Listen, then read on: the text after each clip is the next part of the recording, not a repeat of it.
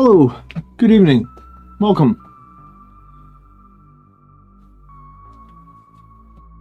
Coffee, yeah. We need coffee, don't we? Always helps on the stream. Nice black coffee. We were talking about coffee last stream, actually.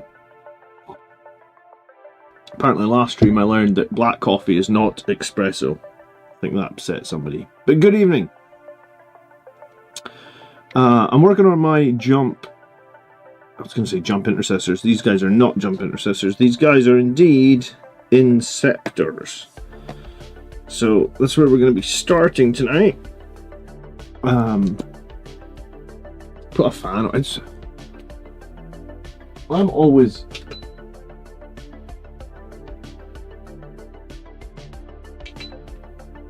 I'm just always so hot these days, man. Like, I feel like I've changed. My body has changed. I just run hot all the time. I never feel cold now. I just always feel too hot. But yeah, good evening. How's everybody? Hope you're having a nice Saturday.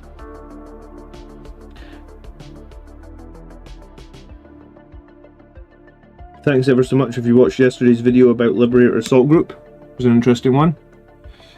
I wouldn't have expected Liberator Assault Group to be winning a Super Major with 0 fire support and a crap load of Death Company, right?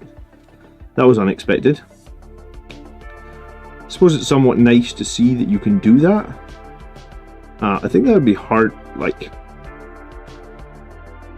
I don't really like running Liberator Assault Group with no fire support. I've tried it and I've had my ass kicked.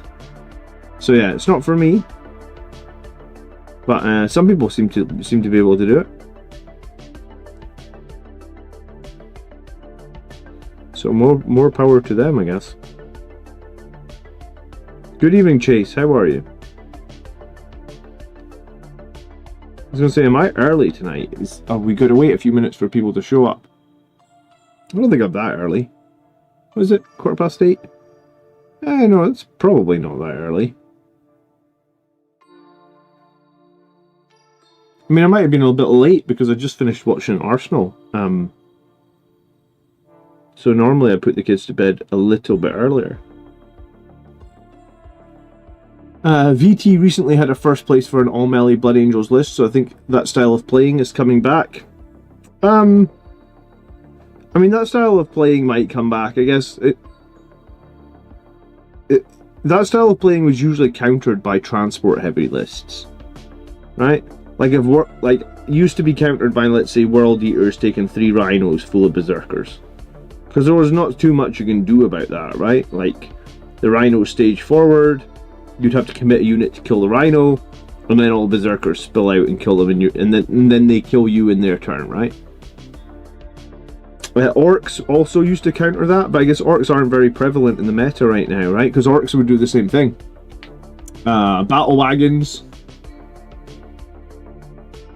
full of like mega knobs. What else could orcs do? I mean, just regular knobs, in fact, do kill Space Marines pretty easily. So it could even be just trucks. You know, like, trucks are pretty cheap for orcs. Just trucks full of knobs. Like, that's a really hard counter to that jumpy Blood Angels list. But I guess if orcs are not being played for other balance reasons, then I guess that puts Blood Angels into an interesting spot. Hello, Chris. Recent follower of the channel. Welcome. Dude, thanks so much for following. I appreciate it.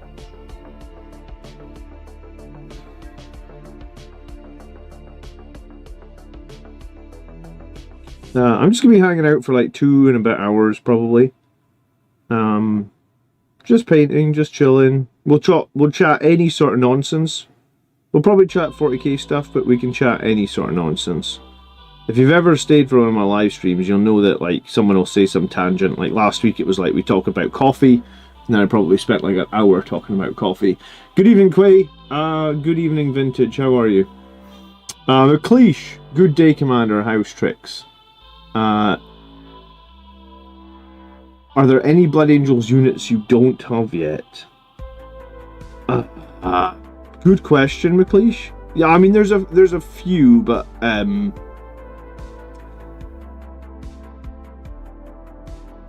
don't think anything that I don't have is going to be uncompetitive, or I have deemed it in my head not worth buying because I don't think I would play with it, right? Because it would be quote unquote uncompetitive. Are you getting Battlefield 6, McLeish? That is the main question, though.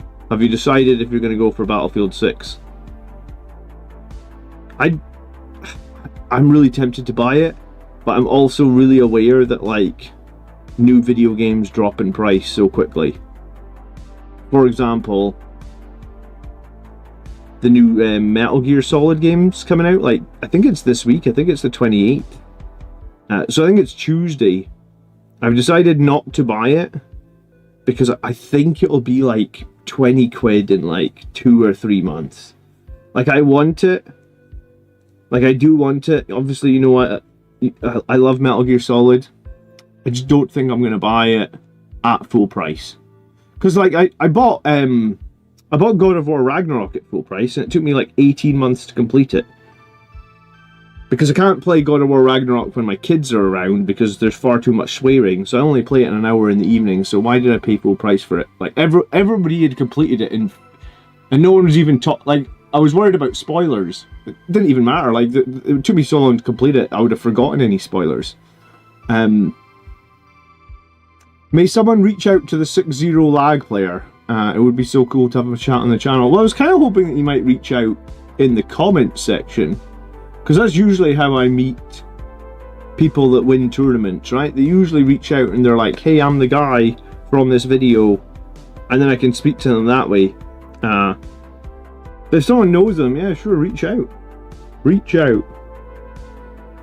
I've done some winner interviews before. They're interesting.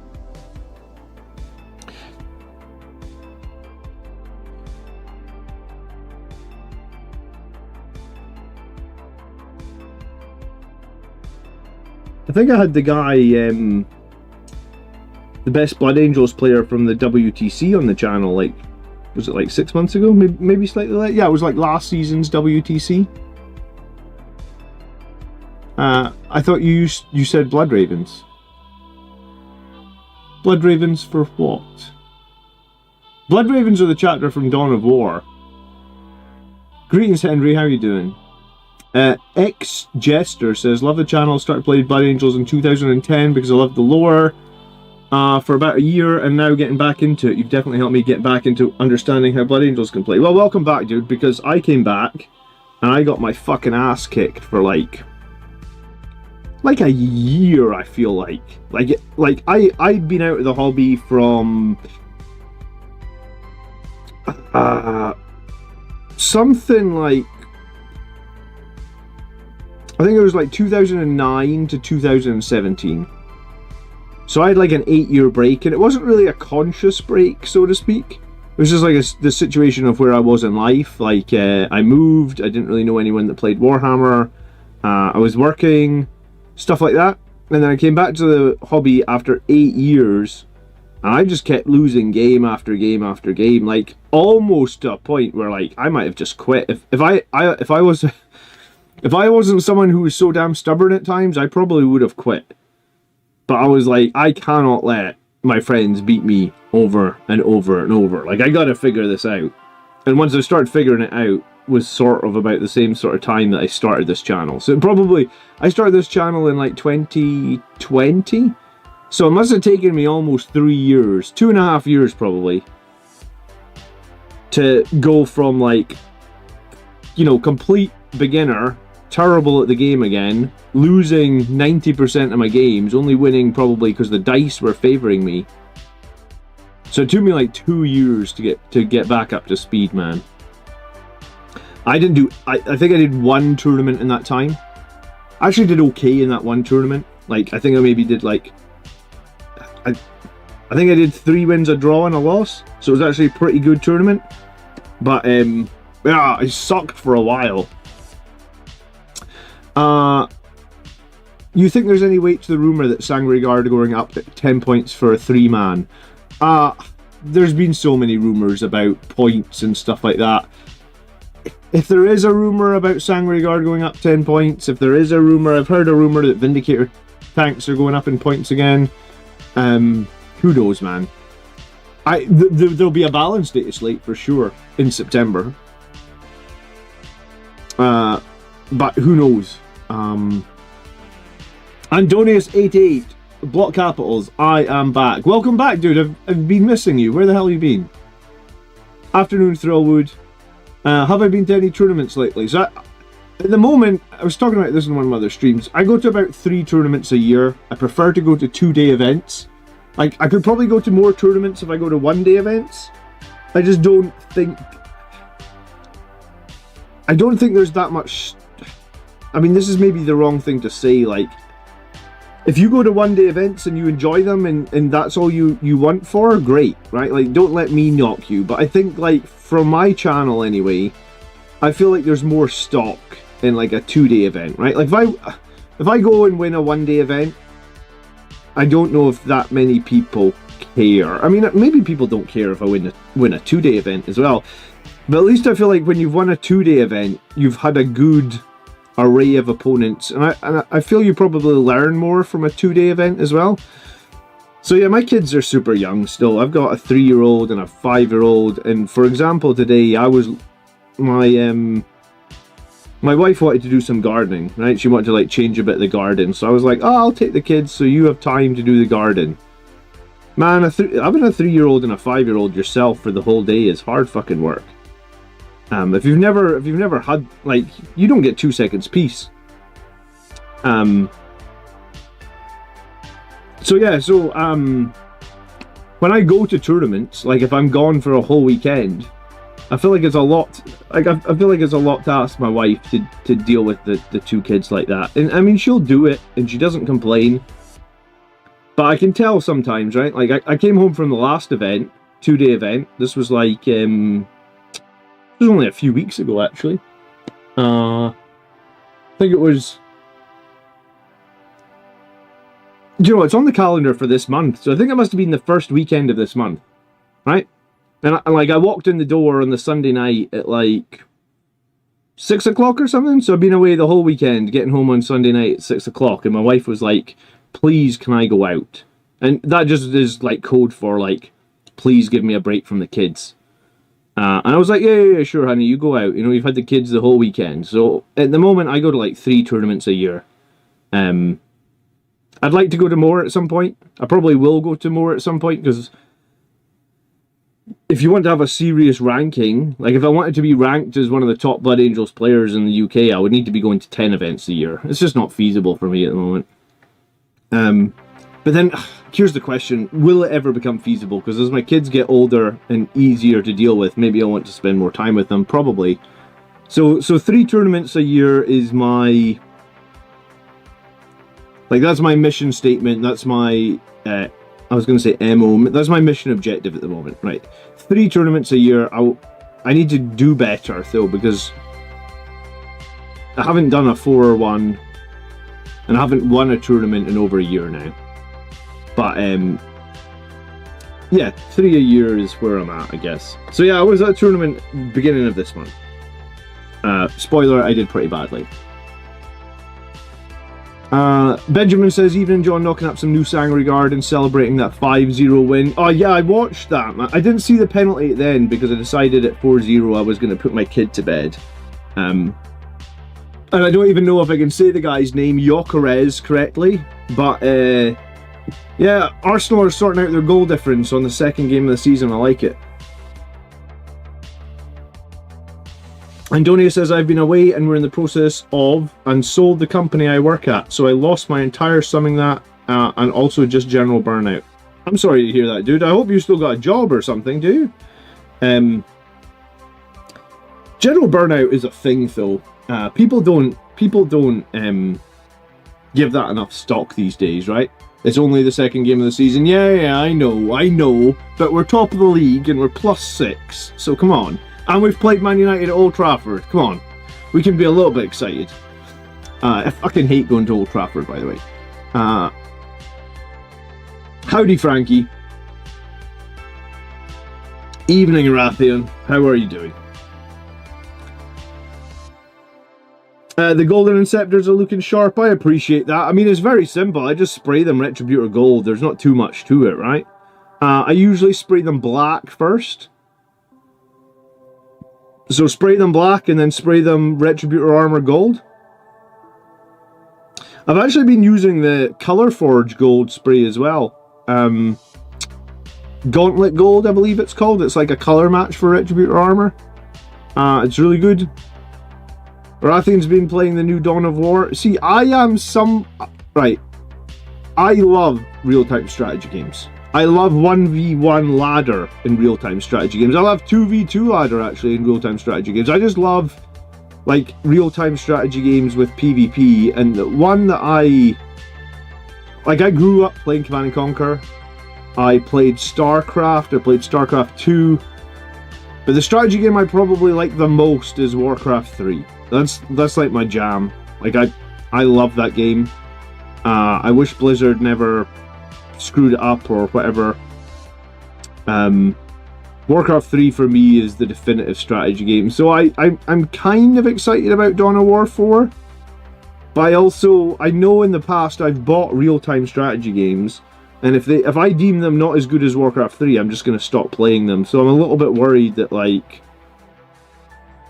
I know that there's been a lot of, like, positivity around Dawn of War 4. I'm just really worried because if it doesn't rate up to Warcraft 3, I'm not going to play it. Or I wouldn't be able to play it, like, long term. Like, I could jump on Warcraft 3 today, you know, like, it came out in 2001 and still play it. Yeah, Warcraft 3 was so good. Yeah, I have a small YouTube channel. I got, like, 50 or 60,000 videos on a Warcraft 3 1 versus 1 ladder match, right? 50 or 60,000 views, excuse me. It's good. That one random ass video has more views than any video on my Blood Angels Commander channel. And it's just me playing 1 versus 1 on Warcraft 3. I think Warcraft 3 is, quote unquote, like, in my opinion, it is the best ever strategy game.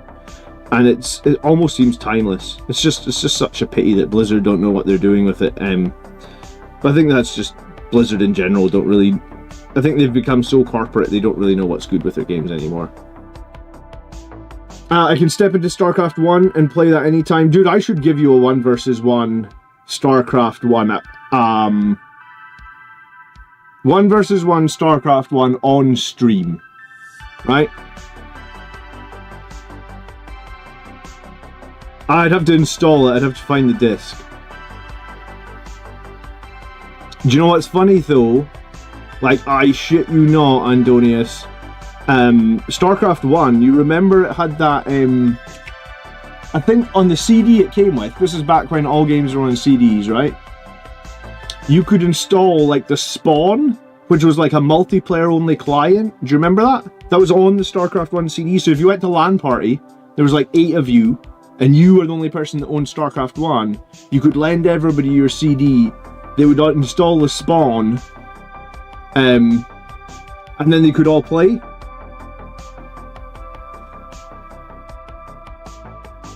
The funny thing about that is, I went to so many LAN parties where we played StarCraft 1, that to this day, like StarCraft 1 was like 1997, right? To this day, I can remember my StarCraft 1 CD key off by heart. I don't know if that's something I should be happy or proud of, but it's just like, it's just stuck in my brain because we had to type it so many fucking times.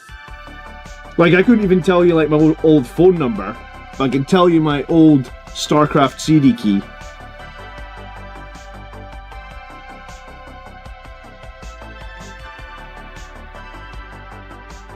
Man, StarCraft 1 was a killer, eh?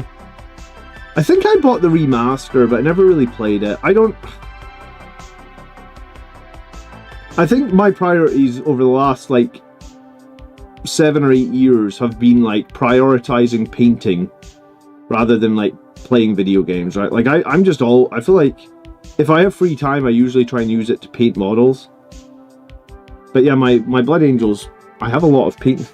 I feel like I have a lot of painted Blood Angels models now.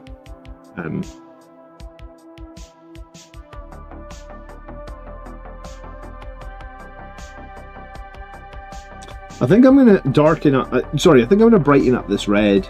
So I think I put Mephiston red on like the shoulder pads and helmets. I think it's bright enough, honestly. I like the size of the Colorforge cans. They're extra thick. Yeah, I mean, Colorforge is just great value, man. And in this day and age, in this financial climate, I feel like you need to go for great value. So Colorforge paints are cheaper and the cans are bigger, and honestly, they give you the exact same quality. So yeah, I think I've basically been transitioning all my primer to Colorforge, and the only reason I still buy GW spray cans is if my local store has run out of Colorforge. Hello, Mike. Good evening. Well, I'm glad to see that you hopefully you still have a job, Antonius. You'll also be glad to know Dawn of War Definitive Edition has ranked ladders. Yeah, it's been so long since I played Dawn of War.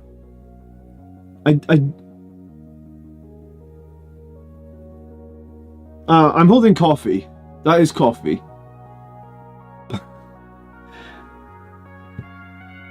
Anytime I get coffee now, it's just black, man. The amount of times the kids drink all the milk. That's pretty much what started me on black coffee. Is like, I go to the fridge, the kids have drunk all the milk.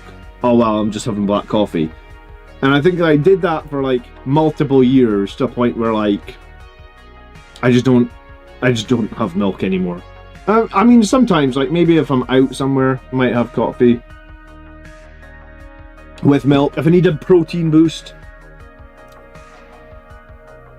Milk has protein, right? Probably not enough, but it's got protein.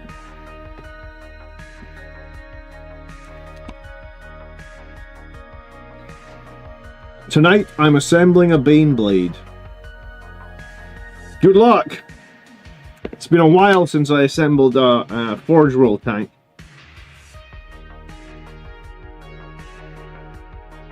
For me, it was my old job. They never had any milk, so from there on out, I was black. Yeah, I mean, the one thing that you can say about drinking black coffee, I feel like, is you know if the coffee is shit, right? Like, because I've been to places, you know, like restaurants or takeaway places, and like, I've ordered coffee, and the person that I'm with has ordered, like, I don't even know what you call it, like a triple shot frappuccino macchiato, blah blah blah. You know, like these people are. How do you even get into those coffees? Like how? Like I don't even know how you get into drinking that much crap in your coffee. Like, but anyway, you know, the people that I'm with will be filling up the cup with cream and milk, and I see that sort of as empty calories because I don't really think that fills you up, right? And I'm always trying to watch my weight and diet and stuff like that. So the people I'm with are filling their coffee cups up with these crazy expensive coffees. And I just get black coffee.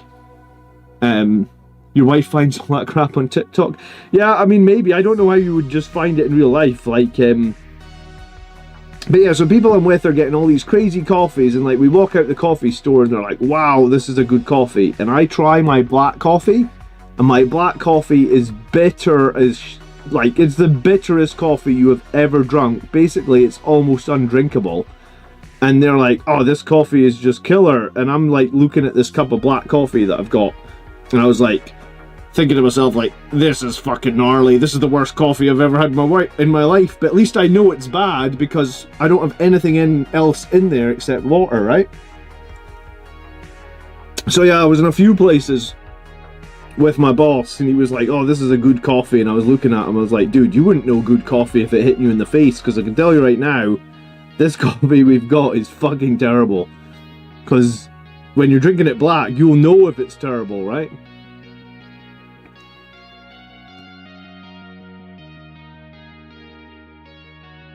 Yeah, I think with the gold, you need a brighter colour than the Mephiston Red. The Mephiston Red just looks a bit dull against the gold. So I guess I'm using this Mephiston Red as the base coat, and I'm going to do Evil Sun Scarlet over the top of it. They're not coffees, they just happen to have coffee in them. Yeah, pretty much Eternal Crusader.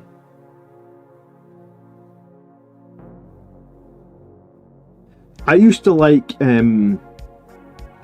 must admit, I used to really like that Starbucks did one at Christmas. It wasn't like It wasn't like the gingerbread one. I think it might have been like a...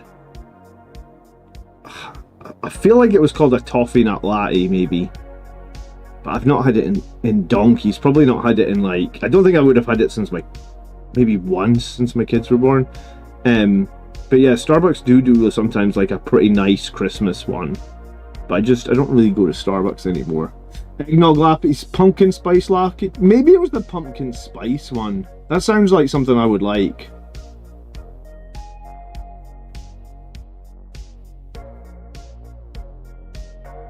I just get a blonde roast Americano.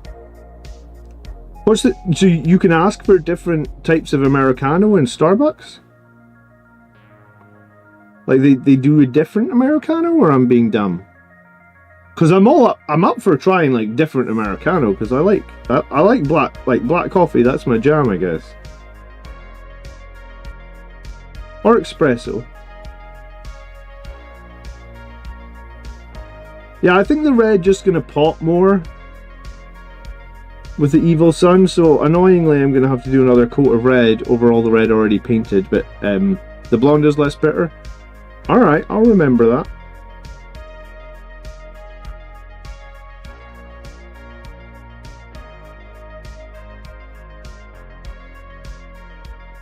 God, every Saturday night we talk about we talk about coffee, right? Should be alcohol, but no, coffee's where it's at. You know, I quite I was thinking about this stream. I was like, before the stream, I was like, should I go get alcohol? But then I always feel like I'm trying to paint something intricate and already make enough mistakes. So I don't know if alcohol would, like, does anyone have alcohol before they do painting? Does anyone mix it? Like, does anyone just like, fuck it, I'll have a few beers and do some painting? I mean, I guess I do that once a year on New Year, right? But I feel like for the most part, I prefer to try. I mean, I don't even have that steady a hand. I guess I prefer to try and have a steady hand for my painting.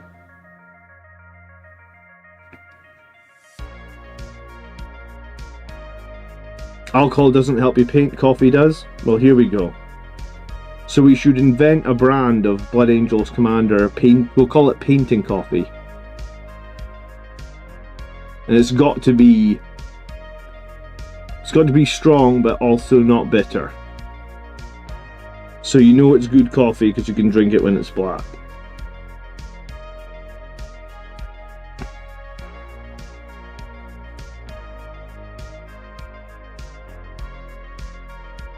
Yeah, I wasn't sure how much I would like the gold on the Inceptors, but I think this is going to give them I think it's going to be...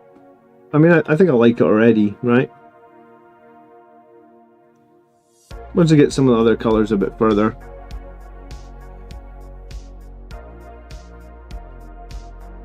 Sometimes I have mead when I'm painting. It's only 13%. Only 13%.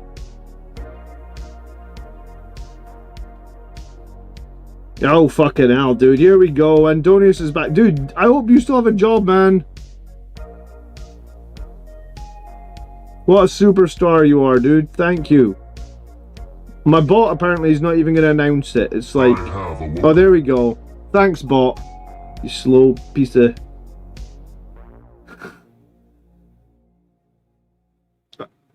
Someone will put a comment now, they'll be like, that I have awoken sound is really obnoxious. I don't know how to make it not say it 20 times. I wish I did.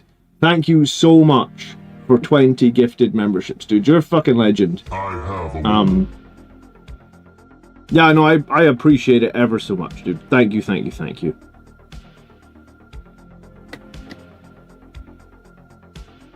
I have awoken. No, this year I've been feeling like, pretty good in terms of like mental health and stuff like that, but like last year I was really struggling at times. I have awoken.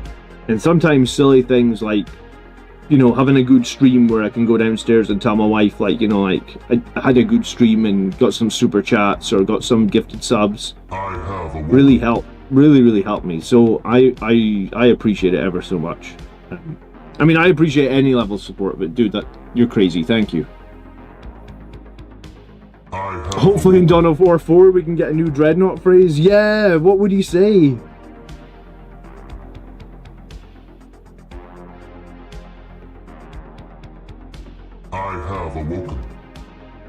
Bit off coffee topic. Any consensus on when to use lethal v Lance with Red Rampage? Sure. I have awoken. So lethal hits is a lot more valuable if you have rerolls to hit, right? Because if you've got rerolls to hit, then everything that you miss will reroll into potential lethal, I guess. In general, I feel like +1 to wound or quote-unquote lance is typically always going to be better. Like, statistically, I think when we do the maths on that, there's very few situations where lethals are better. I think if I remember, I do actually remember this. Lethals are going to be better if you're only ever going to be wounding on 5s or 6s, I think, right? Like, let's see your chain swords. So you know that you're normally going to be wounding the enemy on 6s, and the +1 to wound is only going to make it 5s. I have awoken. Then I think it's lethals. In every other situation, it's +1 from the lance. And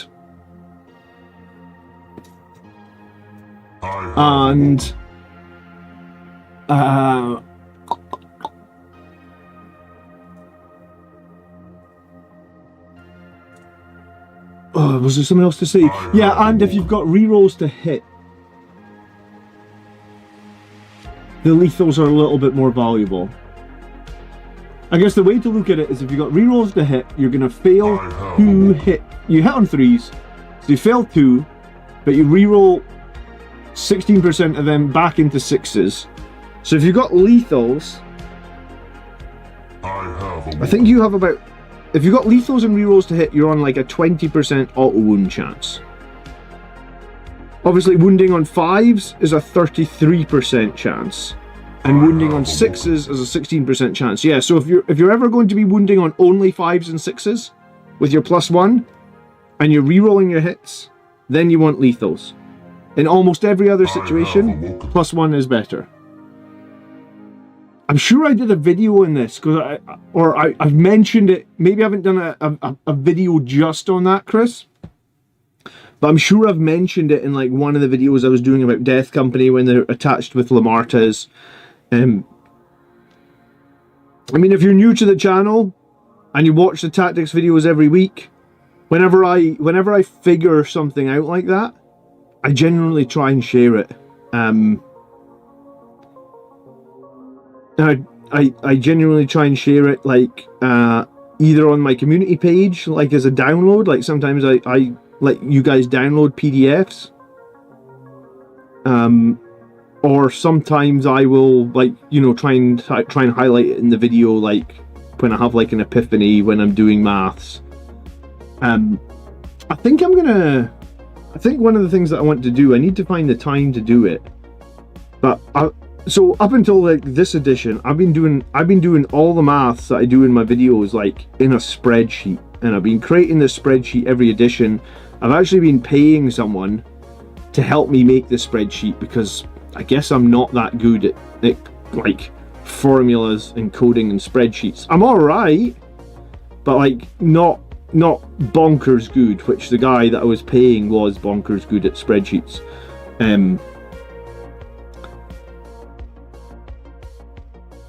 But I think what I'm going to try and do is I'm going to try and use AI to help me create like a better program. Or I don't know if it can create a spreadsheet, but maybe it can create a program.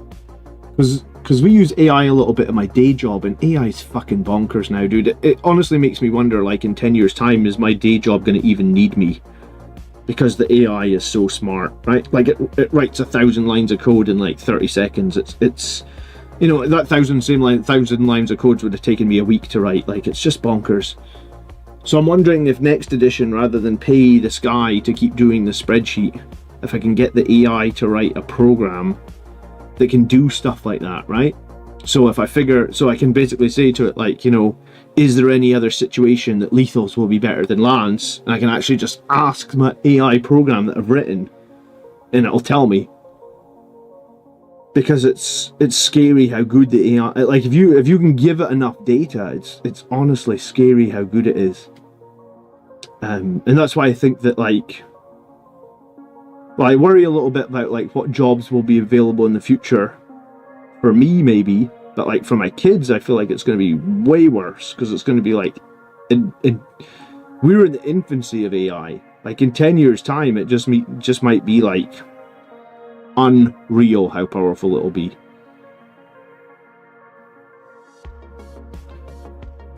But yeah, no, I actually think there is a chance that, like, you could possibly, like, if someone is smart enough and can train an AI well enough, like, I was thinking about this, I was like, they can probably replace me as a YouTuber, as a channel that just does 40k math. Someone could probably write a program, or they don't even need to be that good at code, right? They just need a powerful AI. They can just train that AI to a point where, like, that AI can make content or videos faster than I could ever make it. And then, like, I would be redundant? Is that the right word? But the only thing I would have is, obviously, like, people generally hate AI, whereas, like, people like a human connection. So I've got that going for me, right? Like, I am human. So that's a plus. That's a positive thing. But yeah, I know it is fucking scary how good the AI is getting, honestly. Really scary. Obsolete is more accurate. Yeah. Can AI hang a door, or can it lay laminate flooring? I'm good. Is that what you do for work? Yeah, you're probably good. I work on computers, so maybe I'm not quite so needed, right? But yeah, I mean, in 100 years' time, there will be a robot that hangs the fucking door for you, yeah, for sure. And I'm sure it'll do the flooring better than any human can do as well. It's, I mean, the sky's the limit, right?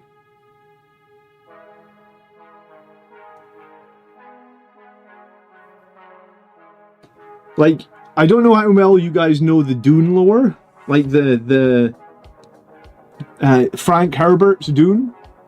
But, like, in Dune, they basically had, like, before the movies, like, in the appendixes of the Dune book, they had, like, this massive war about, like, AI and how, like, no one in the Dune lore, no one is allowed to make a computer that is smart as a human. That's like a law. I don't know how they enforce that law, because it's obviously a giant universe and stuff. But that is actually a law in the Dune lore or legacy, because, like, Frank Herbert wrote this, like, massive bit about, like, there was a massive war about AI, right?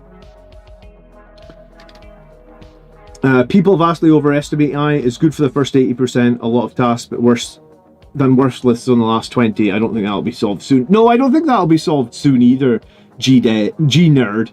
But I was thinking about this. I think I was walking home from work.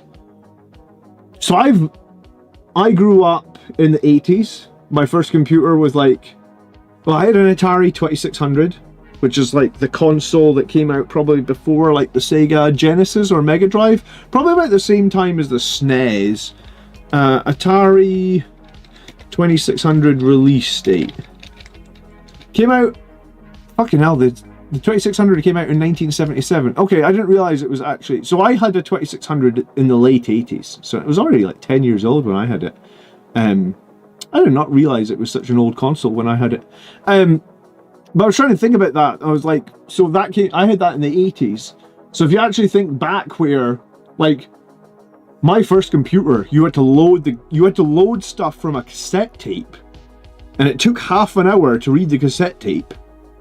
And if the computer crashed, you had to rewind the cassette tape to the start and load it again, right? I was just thinking, like, where we were, you know, when I was a kid, which was only like 30, 40 years ago. I was thinking 30 years ago, but I guess my perception of time is a little warped. 40 years ago. It's crazy when it's came on 40 years, right? It's just like, you know, like, it's not even night and day. It's like the Jurassic period to the, you know, like 65 million years Jurassic Park has passed. Like, that's how fast it's actually come on. Not to mention, I can't understand Scottish accents. How harsh. Oh, it can't understand Scottish accents. That's alright, because I can type on the keyboard. I don't have to speak to it in Scottish, man. Come on.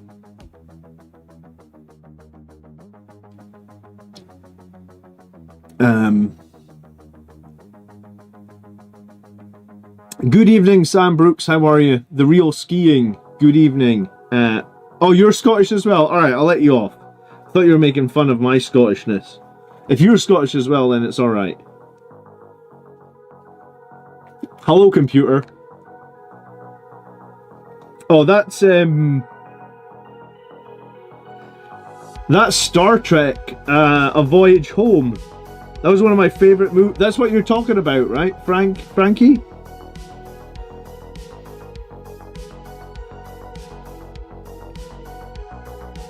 That was one of my favourite movies when I was a kid.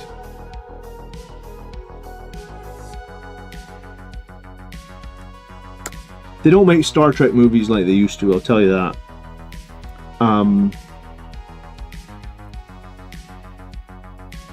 We went from command line to point and click, and now we have AI chatbots. I mean, they're more than just chatbots, though, right? Like, they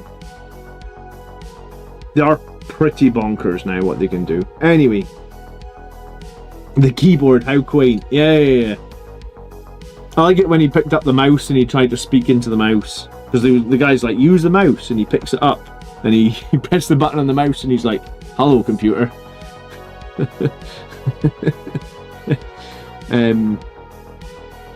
It'll get good enough to convince finance bros to get rid of lots of jobs, but not good enough to do the jobs. Yeah, I think it will make people think that humans are redundant, but we probably won't be, at least for a while. But yeah, it is scary how powerful it's getting, I think. I wonder if they could get an AI that could paint Warhammer models. How about that? That would be handy, huh? Should try and get that patented. Patented? Yeah, a computer that paints miniatures. Get a patent for that, so anyone that wants to do that has to license the ability to do that from you. That's a win. Here, we thought of it first here on the Blood Angels Commander channel. Good evening, James. How are you? I've seen a 3D printer that can do 3D painted models. I've seen some 3D printers that do colored plastic, but I've not seen anything that's like revolutionary good. God, I can't speak tonight. I swear to you, I am sober.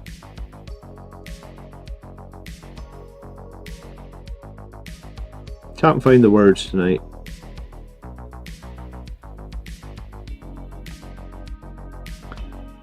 I like painting myself. Yeah, so do I, but I mean, I do have like a 10,000 point backlog, right? That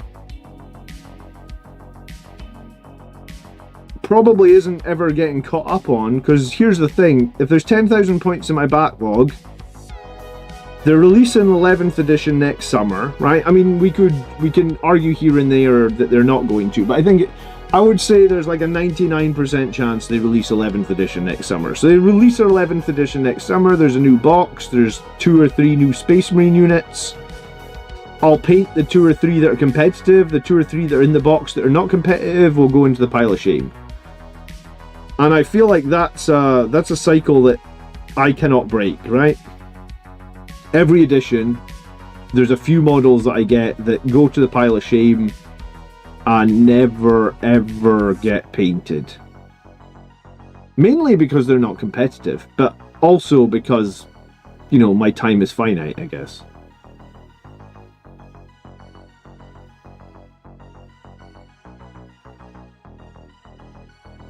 Taylor says, hey John, I hope you're well. I haven't been around lately, but I'm still watching the videos. Dude, no problem.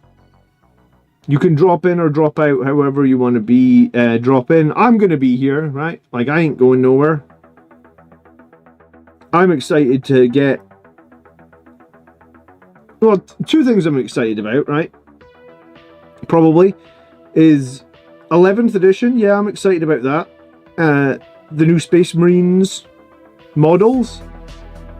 The rule refresh. But I'm possibly more excited about like detachments 2.0, I guess is what I'm calling it, right? Because like detachments are a new thing that came with 10th edition. And I think some detachments have been hits, and some detachments have been less than hits. Like First Company Veterans. Literally the worst detachment I have ever seen in my life. I haven't seen anyone ever play it. And I don't think I've really seen anyone say anything good about it. Ever. Period. So, like, having a new edition with potentially some detachments, now they've had a little bit of time to realise that some of the detachments they made this edition were terrible. Maybe there's a lot to look forward to. Maybe in the Blood Angels Codex next time there'll be more than one useful detachment, you know? So I haven't hated 10th edition. I know hate's a strong word. I know some people have hated 10th edition. I don't think I've hated it. I mean, I've played it a lot. I'm actually quite looking forward to playing my game this week against Death Guard. That'll be Wednesday night. We'll play against the new Death Guard rules, using my Angelic Inheritors. But I am also somewhat excited for maybe, like, you know, they'll have had a bit of time to see what works, what doesn't work with detachments, and maybe we're going to see, like, detachments 2.0.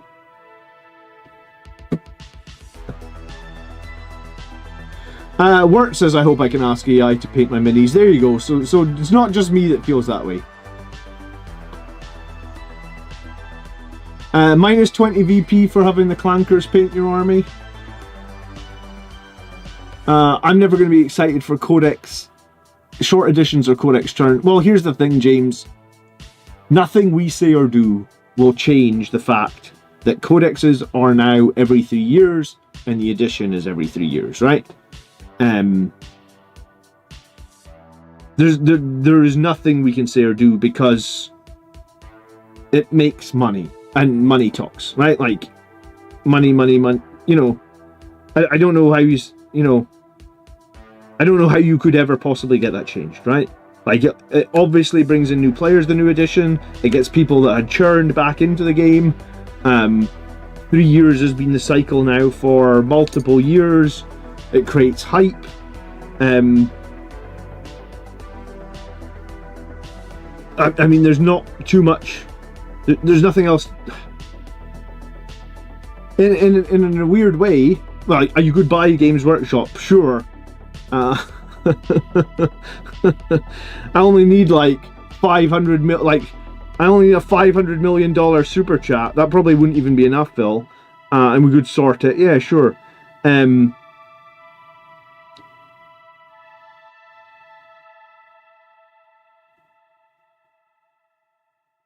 Sorry, got distracted. Yeah,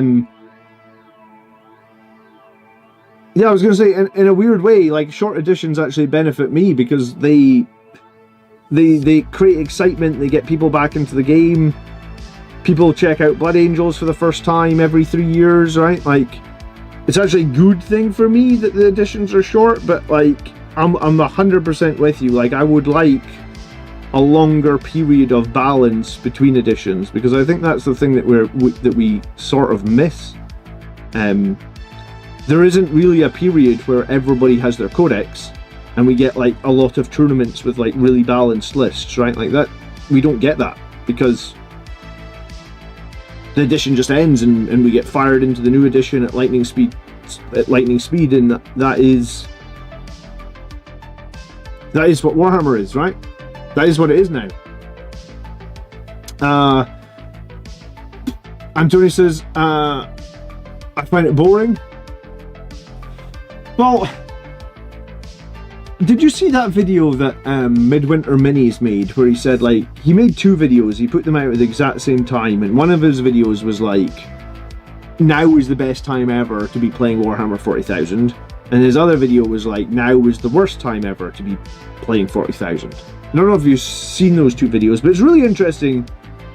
I guess it's like a social experiment as well as just the videos he made, because he kind of hoped that the one that was like positive would be the one that gets all the views, but of course it's YouTube, so everybody thrives on the negativity on YouTube, and it's the negative video. The negative video got almost twice as, at least when I looked at it, it got like twice as many views as his positive video.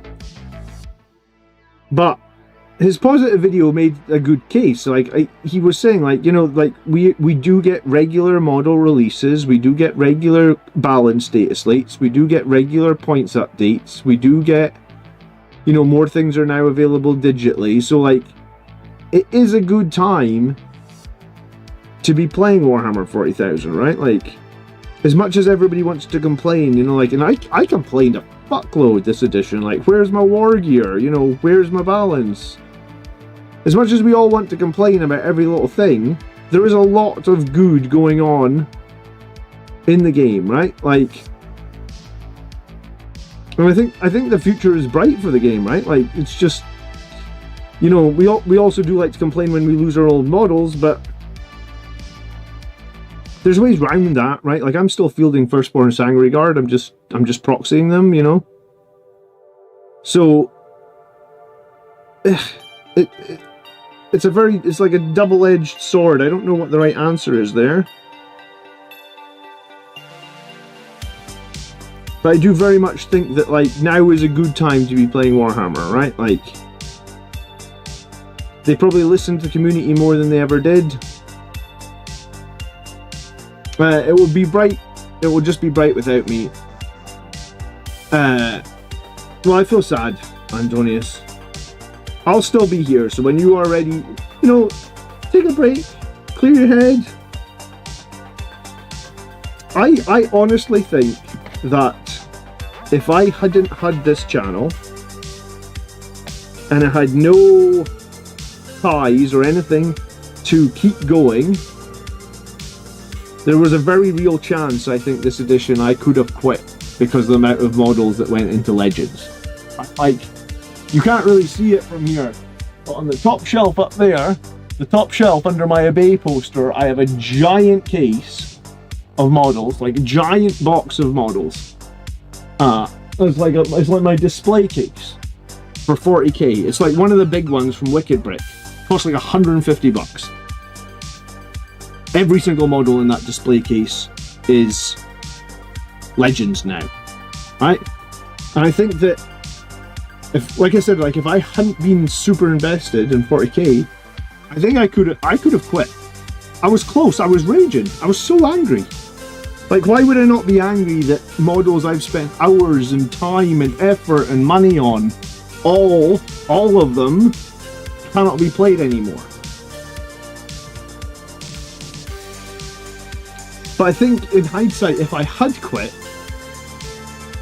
regardless of the channel, like, if I just been like, fuck this, I quit, I feel like I've already met some friends at these last tournaments. You know, like, I meet new people, I make new friends, we have a laugh. Like you said, like you're saying, the overall community, that's the best part of it. Yeah, I think that is, and I think that would have been sad to lose, whether or not the game's in a state that we're happy with or not. I feel pleased to have met people that I've met, not just at the events. I mean, I guess I get to meet you guys online as well. But yeah, it's the game will always go up and down, I feel like, right? Like, some weeks some editions the game will be great, some editions the game will be poor, some editions Blood Angels will be really strong, some editions will be dog shit. But the friends we make along the way are possibly the most important thing. It's that whole thing where they talk about, like, the journey is more important than the destination, right? Because I don't think we're ever going to get the destination we want, right? The destination we want is like a more balanced game that stays around in one edition for longer, that all the codexes have time to live and breathe. You know, like, that's never going to happen. So what we have to do is forget that that's never going to happen and not get upset about that, and try and you know, like Quick says it, like, the range refresh stuff. I mean, there's going to be range refreshes. we're not going to want them, potentially. I mean, if we compare how bad the Death Company and the Sanguinary Guard refreshes are, we just don't want any more refreshes, right?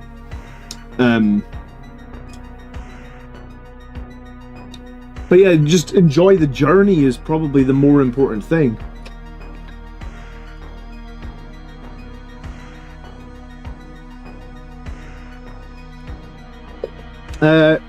Radio Captive says, I'm brand new to the game, but I appreciate how much it seems to change.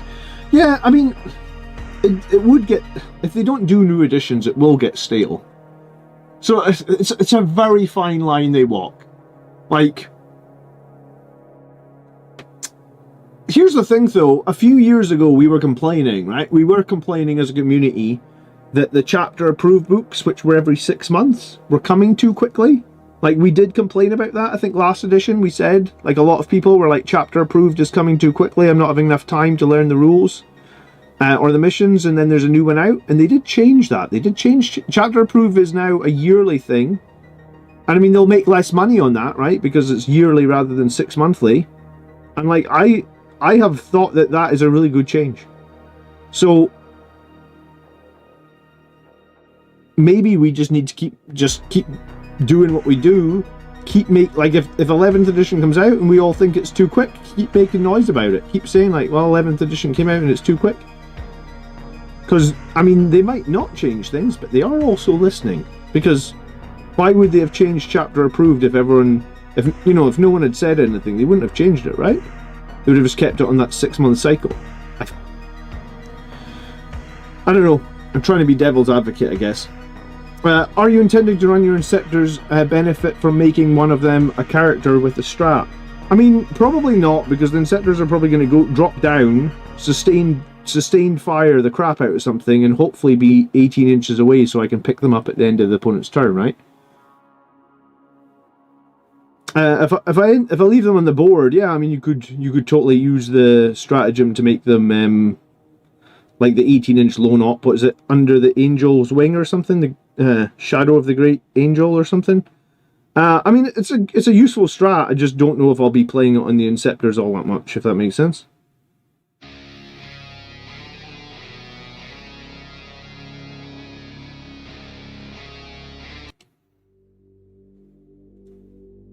If you want to know what 11th edition will be, look at Age of Sigmar. I mean, Age of Sigmar doesn't always map 100% to 40k. They might learn a few things from botched Age of Sigmar releases, right? I mean, maybe they use Age of Sigmar as the quote-unquote testing ground for some of this. Because 40k is a bigger game than Age of Sigmar.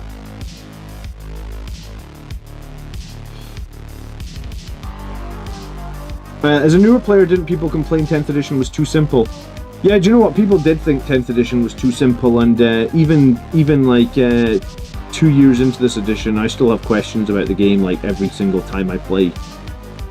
And I feel like it's not because I don't remember things. I feel like it's because just different rule interactions come up, and I think 10th edition... I'm trying to think objectively, like... I think I like the customization of 9th edition better than 10th. Right, where like you give lots of units different war gear and you could do some things like enhancements on characters. Maybe if we can get back to the more complicated army list building, then I would be happy. Oh, Antonius, yeah, Antonius is saying the exact same thing. So there you go. Maybe if the army building was just a little bit more complicated. I think the free war gear makes it difficult to balance, maybe, or... I don't know. That's their problem, that's not my problem. I'll be here, making videos. And trying in vain to win tournaments, right? I'm going to win another tournament. You watch this space. And see, when I win another tournament, I am not going to shut up about it, because everyone makes fun of my last tournament win. I have two first place tournaments, so I'm going to make it 3.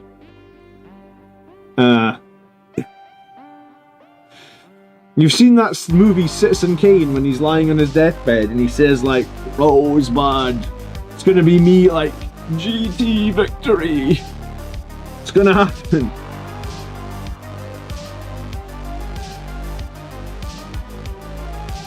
I hope I can win with a silly unorthodox list as well. Because I think that's more like telling of like player skill or than just copying the meta.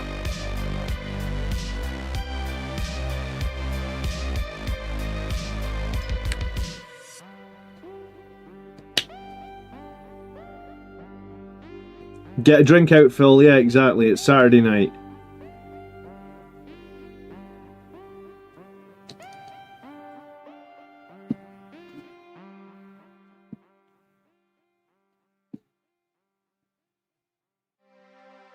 What else did I miss? Oh yeah, we've got like 50 plus people watching. We've got 18 likes. So if we get a few more likes on tonight's stream, that would be super appreciated. Arathium says, I wish it was 5 years as I'm slow at building or painting. I think lots of people are slow at building or painting, dude. But yeah, I mean, 3 years is fine.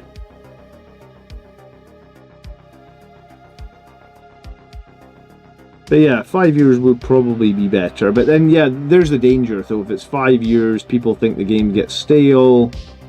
I don't know, I think it's a bit of a rock and a hard place, right? You're not going to be able to please everybody. I just don't know that many people, and maybe I'm wrong, like, I just don't know that many people that love the fact that it's 3 years. But then maybe the 3 year thing is literally just, it's a marketing thing, or they've just realized that people... This is something that I have realized. In general, people's attention span these days is crap, right? Like, people have super short attention spans, right? Like, I'm sure you've done this, right? You've clicked on a YouTube video. The YouTube video has like the title has been like, you know, how to fix, let's just say it's like how to fix your car engine or something, and you've watched the video for like 5 seconds and you've determined that they're waffling on, or they're being too slow at getting to the point. You're just like, right, next video. So maybe like they've just determined that like people this day and age have crappy attention spans, and it is true because social media has really crapped out people's attention spans. So 3 years is the... I chose Grey Knights from an XGT, played enough Blood Angels this edition. I think it's a good idea. Even if Blood Angels is your main army, I think it's a good idea towards the end of edition to play something different to a tournament. Because what it will do is it will give you a completely different perspective. It'll open your eyes to things you weren't doing before. And when you come back to your main army, be it Blood Angels or be it whatever army it is, you will be somewhat refreshed and you'll maybe have some new things to consider. So I think it's a super valuable lesson. Like, and the thing is, let's say you're a Blood Angels player and you only have Blood Angels models, you don't have anything else for any other army. You could very easily field some sort of generic Space Marine detachment. Like I did it in Stormlands. I literally had to buy like 2 models. Bought Tigris, bought Guilliman, I've got a whole Ultramarines list. You could do it with Dark Angels.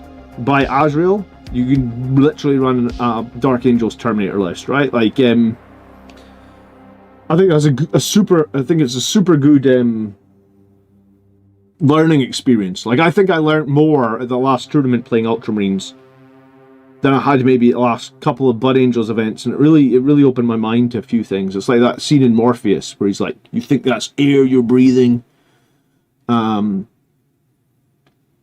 Johnny says, I just found your channel today. I'm fairly new to 40k. I chose Blood Angels as my army. I found so much precious tips for your videos. Thanks a lot. Dude, welcome to the channel. I am always blown away by the fact that people can still find the channel brand new. They've never seen it before. Even though we've been going for 5 years. But welcome. I reckon social media is to blame. Yeah, of course it is. People doom scroll all the time.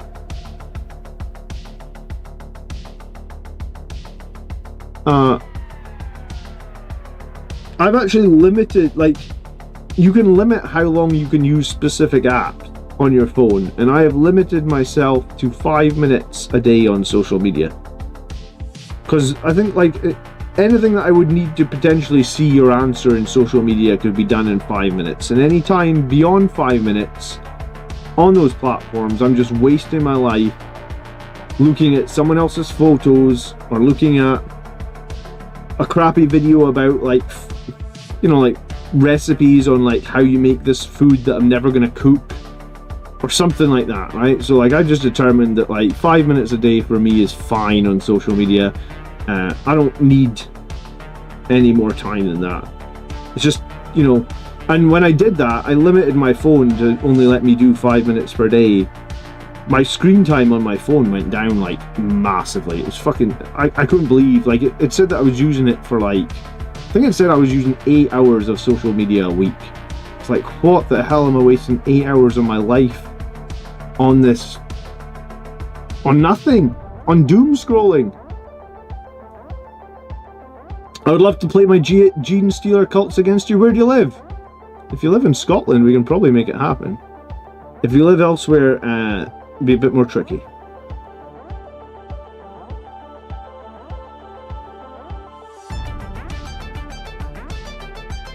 I've got a friend that went crazy and has 8 different armies now. Well, he'll be painting for the rest of his life. I have a friend that has like 10 armies. I mean, I think you can go too far, right? Like, I think it would be fine to have like a main army and like 2 side armies. I think if you've got 10 armies, how are you remembering all the rules? Because sometimes I forget rules for my main army, right?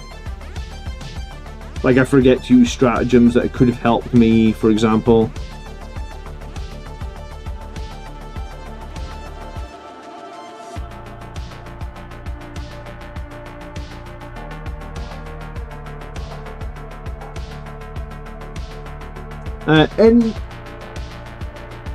Enigmatic Amber says, hello, I've been watching a lot of your videos lately. I'm new to the hobby and your channel. Just finished painting my first model for a crusade that I'm joining. Your videos give me confidence. Thanks. Dude, so many new people coming out the woodwork tonight. Hello. What's up? I like seeing new people.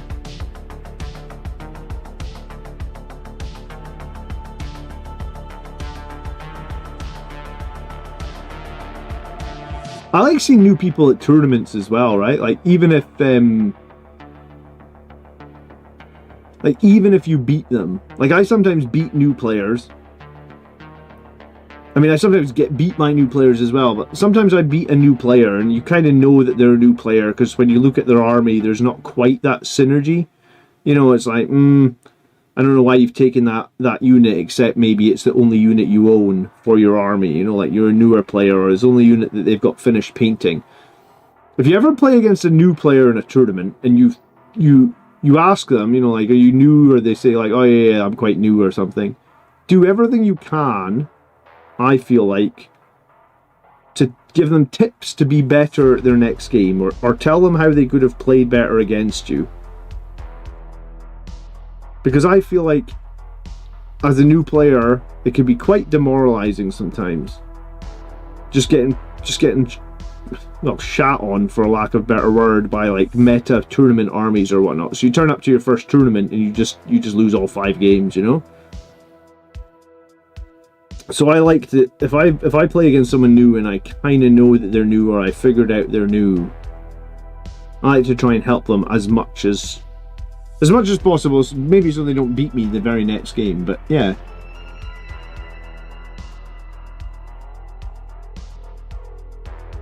New people do not read too much into cynicism. Oh, everybody's got some of that in them.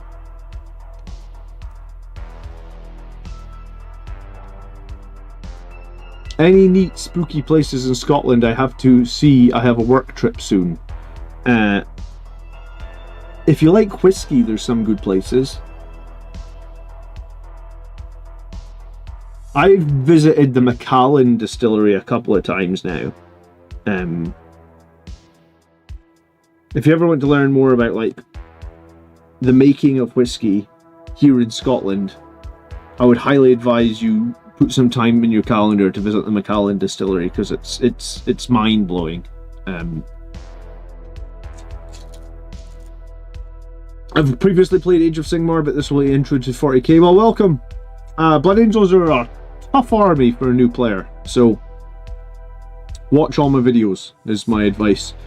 Linus says, hey John, you're doing an excellent job. Your channel's content is really valuable. Why don't you ever use heavy intercessors for the home field objective? I have used them for the home field objective, and I have used them for side field objectives before, and I've run that to a tournament, Linus. I used them a little bit before they made them more expensive in points, right? They upped their points cost, and what else did they do to them? They upped their points cost, and they made their guns all damage too, which I don't necessarily think is a bad thing, but I was using them a bit before that, right? Like, I was using them when they were a bit cheaper, a bit less damage, a bit more durable. When they stand on objectives, they're super good against indirect fire. Blood Angels do struggle a bit with durability, so there is an argument like heavy intercessors could be a choice. I think probably the reason that people just don't take them is the real lack of melee, right? Like, the Sergeant doesn't even get like a power fist or anything. It's just 5 guys hitting it. I mean, it's strength 4 unless you've got Liberator Assault Group, and then in that case it's like strength 6 on the charge. It's probably really just down to the fact that they have no real melee potential. And possibly that they're a little bit expensive. But I don't think heavy intercessors are quote-unquote a bad unit. Like I said, I ran them to a tournament before. Maybe they're just better in other detachments. When I was running them, I was running Gladius. I actually own a whole squad of painted heavy intercessors, because like I said, I ran them to a tournament, and I think I was working on my second squad. But yeah, I just... I don't think they're a bad pick at all. They're just probably not seen as quote-unquote a meta pick. But here's the thing, you don't need to pick what the meta says to pick to win tournaments, because I did it. You just need to pick a list that you're happy with and like get synergies together. Boris says, I visit the Highland Park Distillery when I vacation through college. Where's Highland Park Distillery, Boris? I don't think I've ever been to that one.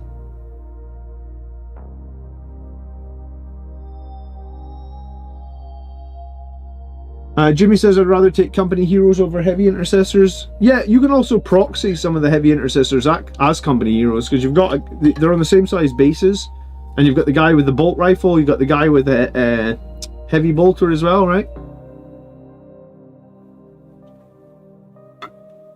Opinions on Dante plus 6 Sangre Guard and lag.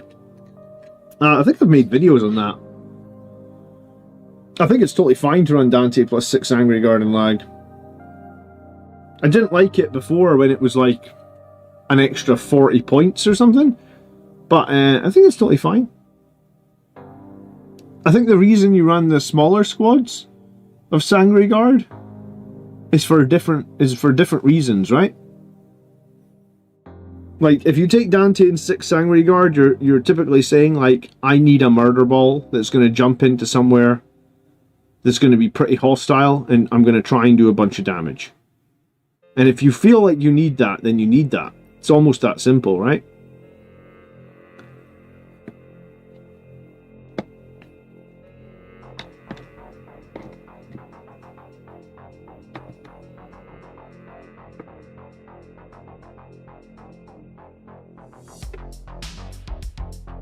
But yeah, I mean, I've done so many videos on Sangre Guard. Comparisons between the units, adding captains. There's no real right or wrong answer, right? Like, at the moment, I prefer running 1 squad of 6 Sangre Guard and 1 squad of 3. I'm running that if I'm playing Liberator Assault Group, I'm running that. If I'm playing Angelic Inheritors, I'm running that. The difference is Liberator Assault Group, I'm attaching Dante to one of the units. In Angelic Inheritors, I'm attaching captains to both units. The reason I'm attaching captains and inheritors is because I think you want to be strength 7 on the charge in inheritors, whereas like you're already strength 8 on the charge with Dante attached in Liberator Assault Group. And I think the reason you want that, I think the reason you want the strength 7 is so if you fight against toughness 12 enemies, when you do +1 to wound, you still wound them on 4s. Just think if you wound toughness 12 enemies on 5s, it's generally pretty shit. I think anytime your melee units are wounding enemies on 5s, probably expect bad things, right? Like, because if you only wound on 5s, it doesn't really matter how many attacks you have. There's a chance, you know, because you can roll like 30 dice and you can get literally no 5s. So anytime I feel like you wound on 5s, you're just setting yourself up for failure. So I would genuinely avoid running a big expensive unit if it can only wound enemies on 5s.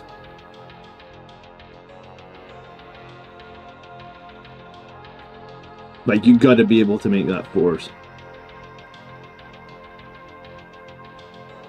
Doesn't sound like that much of a difference, but it really is. I'm thinking about getting the new drop pods. Why?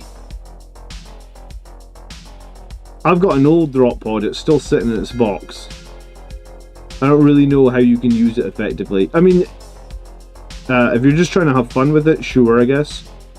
If you're trying to be competitive with it, I don't see... I can't see the play to make it competitive. Like, what is the play with the drop pod? I mean, the one play maybe is like Infernus Marines? I don't know what else the hell you're doing with it.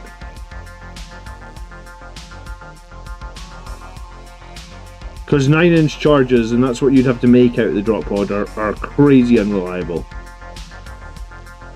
I really think a 9-inch charge is the equivalent of like a Hail Mary in a game of American football. Like, you just don't want to be doing it.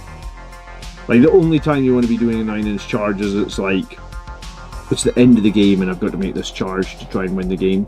Also, yeah, it's got a giant footprint now. Like, where the fuck are you putting it, man? How are you even deploying it on the table is another question.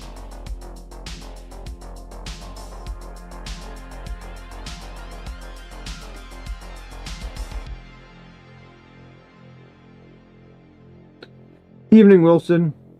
Dude, everyone's coming to hang out tonight. Hello. Wednesday night, we're going to take on Colin's Death Guard with the new points.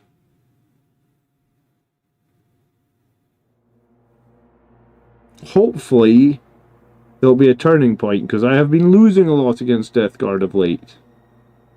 Like, a lot against Death Guard.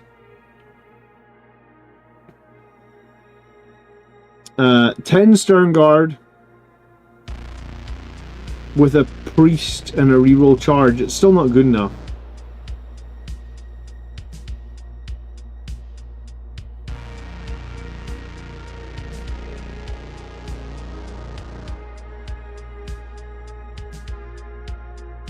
Yeah, I'll be running my new Courtiers list. I don't know if Courtiers is any use against Death Guard, because do they have a way of gaining command points? Does Mortarion give them a command point? I don't actually know. I think he reduces command points.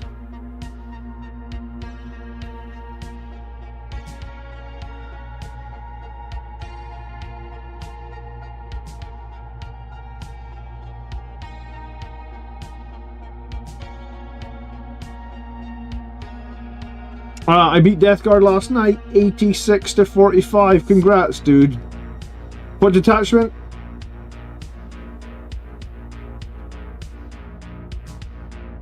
I'm still using the original Courtiers model. I just need to put them on the right size base, because I think mine's on like a 25mm base. I take it the new model should be a 40, do you know?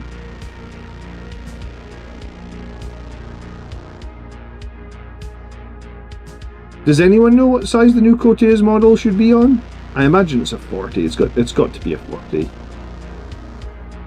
I mean, there's a slight chance it could be a 32.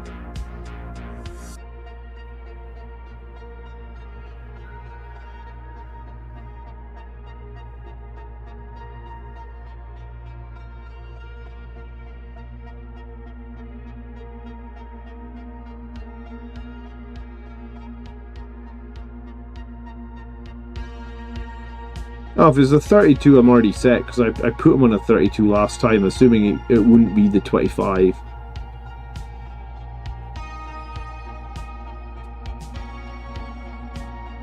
The new model looks awful. Here's the thing, right? Like, I genuinely...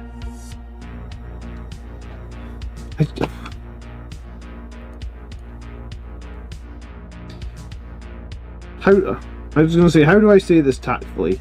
I guess I'll just say it honestly, because honesty is the best policy, right? Like, and I guess judge me on it if you want or whatever.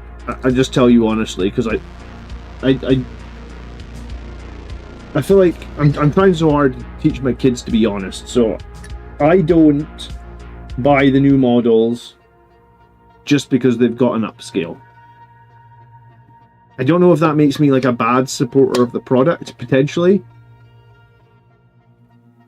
But for example, like my Sangre Guard, I have 30 of those guys painted. I spent years doing that. Probably, literally years, making them and painting them and converting them.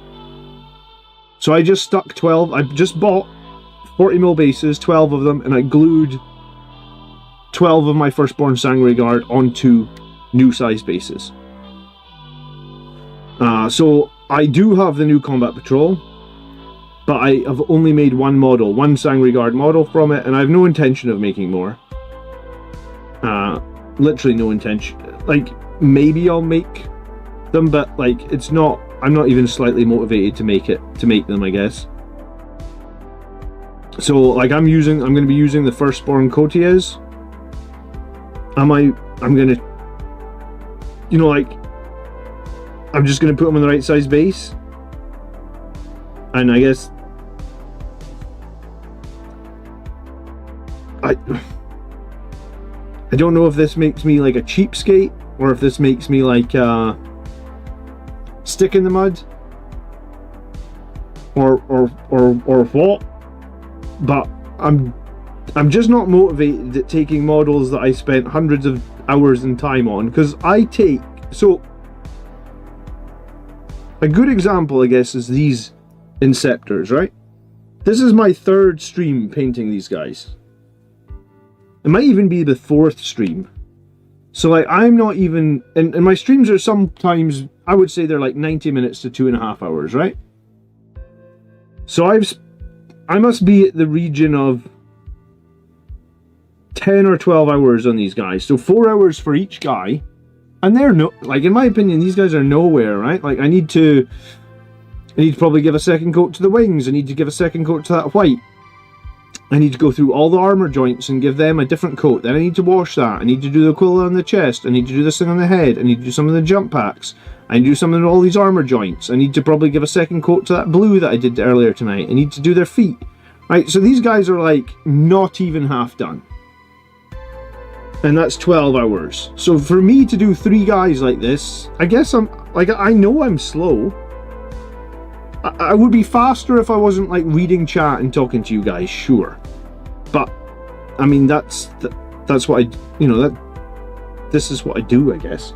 But my point is, if I'm going to spend somewhere in the region, I think a regular infantry model takes me like 8 hours. So someone who's detailed like this is going to take like 12 hours.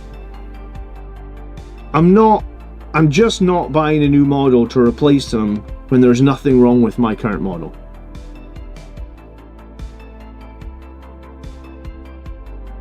I was going to say, does that make me tight? Does that make me a hypocrite? Does that make me not a proper supporter of the game?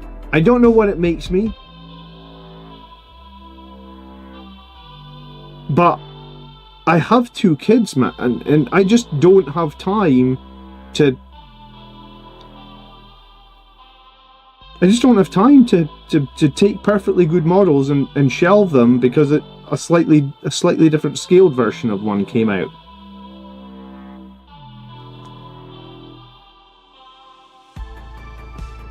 So I'm using the Firstborn Courtiers. I will be using him indefinitely. And it's not even the fact that I don't like... I know a lot of people were upset about the new Courtiers model. I actually didn't really care. Like, Cotias, I guess, is not a character that I'm like super invested in, so I didn't really care if his new model looked a bit weird or a bit like, people say he looks like dead behind the eyes or something, or he's got like a very boring pose. Like, I don't even think I cared about that. It's just like, I'm just not ready to get rid of the model that I have had and spent time on, because in my opinion there's nothing wrong with it, right?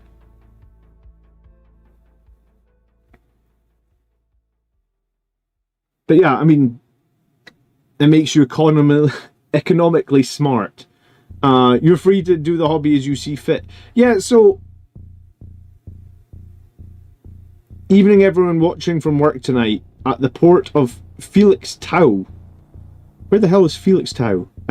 Big up the night shift workers. We've actually got night shift workers watching. Where is Felix Tau? Is this like night shift? 8 hours behind. You must be it's got to be like Australia or something, right? Because you're like 11 hours ahead. Dante has a huge upgrade, but Cotias is a joke. Yeah, do you know, that's a good, you make a good point, right? Dante is a great new sculpt, and I really enjoy doing Dante, and in Dante's situation I think it's fair, right? Because like, I had the original Dante model. He must have came out in the early 90s or something, so he is 30 some years old. So yeah, maybe, yes, see, that's what I'm worried about. Like, maybe that makes me a hypocrite. Like, how can I buy the Dante model but ignore another Cotias model? But I just don't like the Cotias model, I guess. Or I just don't feel it. I just don't feel excited enough about that model to want to change my whole army. I don't mind changing like a single character. Like, Dante was this size before. He was the size of one of these paint pots, and his new model is the size of like 3 paint pots. So that's a bit of a different glow up, right? Like, that was a meaningful change. He's on a much larger base. The original sculpt of Dante always had problems anyway, and like, everybody's axe always broke as well. I mean, you got to factor that in. But yeah, that's why I find it a bit weird to talk about it, because I don't want to be like a hypocrite and be like, I don't like it, so I'm not doing it. But I mean, I guess essentially that probably is what it is, right? Like, I've deemed Dante worthy enough to buy the new model and paint him, but I've deemed some of the other things as not worthy enough.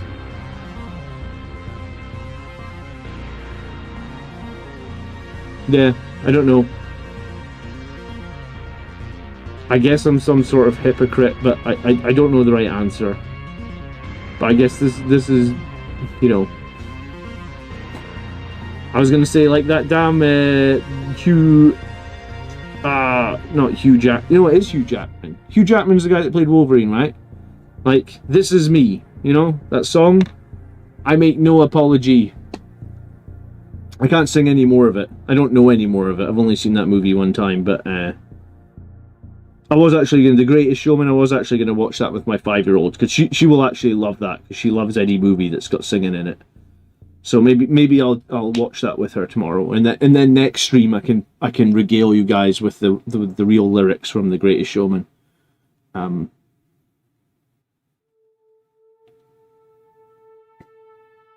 If you come across someone, here's the thing: nobody complains about fighting against Firstborn Space Marines, because it's happened to every chapter now, right? Like Eldar, Aspect Warrior, every Aspect Warrior has been replaced now.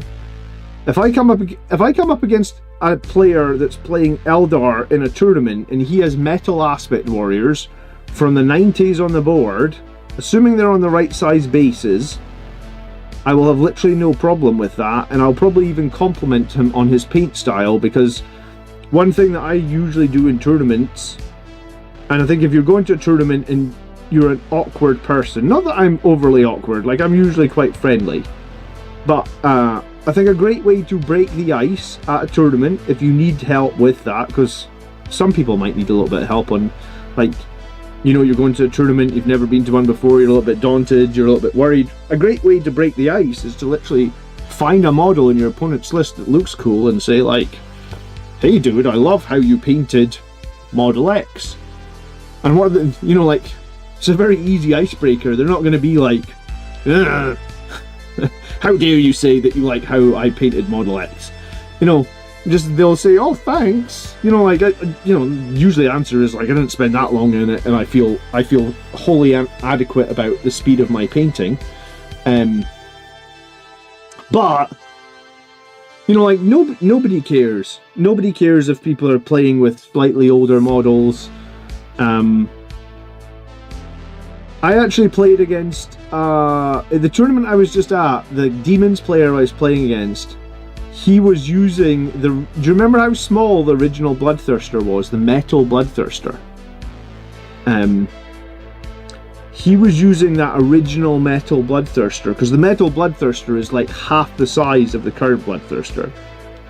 He was using the original metal Bloodthirster as his Demon Prince of Khorne, and he said to me, "I hope this is okay, but I'm using my original metal Bloodthirster as the Demon Prince, because obviously Demon Princes are quite big, and he's the same size base as the old metal one." And I was like, "Yeah, cool, dude, no problem." You know, like, as long as you are open and tell your opponent what the hell you're doing, it's no issue. It's absolutely no issue. I mean, I don't even tell people that I'm using Firstborn Sangre Guard stuck to bigger bases. If anyone asks, I'll tell them, but honestly, nobody cares. Maybe they care at, like, the World Championship, but just down your local game store playing a tournament for fun, nobody cares. So yeah, I mean,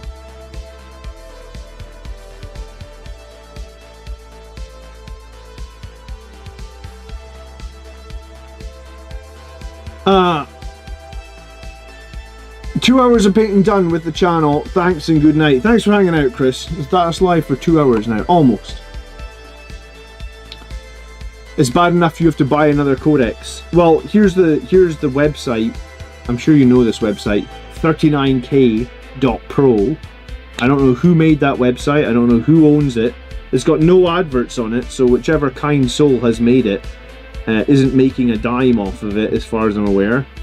But if you look at that website on your phone, like 39k.pro, it basically has all the rules for all the factions, and yeah, it just works perfectly on your mobile phone. Really handy resource, actually. I've spoken about this at length. Like, I think I would pay for the Warhammer app if it gave me all the rules for all the factions. Because, yeah, the thing I don't like is you go to a tournament and you're playing against Necrons, and they're your next opponent, and you want to look up a rule because it's been a year since you played against Necrons. You can't, because you didn't buy the codex. Even though you don't play Necrons, because you didn't buy the codex, you can't look up the rule in the app, and you can't even check if your opponent is doing their rules right because you don't have their codex. In fact, the tournament I was just at, in the final turn of the final game that I lost by 1 point, my Dark Angel's opponent made a mistake with one of his stratagems. I think it was a genuine mistake. He didn't know that he couldn't use the stratagem, but I didn't know either because I can't look at his rules, and I only found out like this week or last week when I was researching. On Monday night this week, I'm putting out a video about Dark Angels, and I was researching that video, and I'm convinced that he used this. It's hard to remember, so maybe I'm remembering slightly incorrectly, but I'm like 95% sure he used the stratagem wrongly and it won on the game, but I can't check that because I don't have the Dark Angels Codex, right? Wapedia is, yes, it's overrun with ads nowadays, and it doesn't work very well on mobile at all. 39k Pro runs amazingly on mobile, it's very quick. But yeah, no, I think it was a genuine mistake, and/or I'm not remembering correctly, and you know, we would have had to notice it at the time. But I guess my point stands in that, like, we shouldn't be locking rules for factions you don't buy or codexes you don't buy when you have to play against those things in a tournament. Here's the thing, though. Even best laid players will make mistakes in tournaments. I've done it before. I screwed one of my opponents one time, and they're like, there was no way we could go back. You know, it was like I think it was like the transition to 9th to 10th, 9th edition to 10th edition. A rule got changed. I was still thinking in my head it was the 9th edition way. We played it that way. 2 turns later, someone's like, "Oh yeah, you don't play that way anymore." I'm like, "Fuck. We can't fix that now. It's too long ago in the game, you know?" So, mistakes happen, shit happens. I'm not upset about the game. What I'm upset about is the fact that you're not allowed to read the rules for your opponent without buying the codex that you don't play. That's such a it seems very backwards.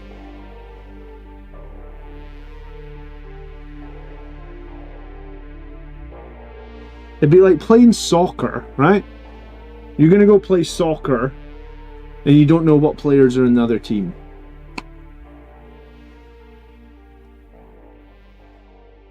Yeah. I mean, I just don't think it works.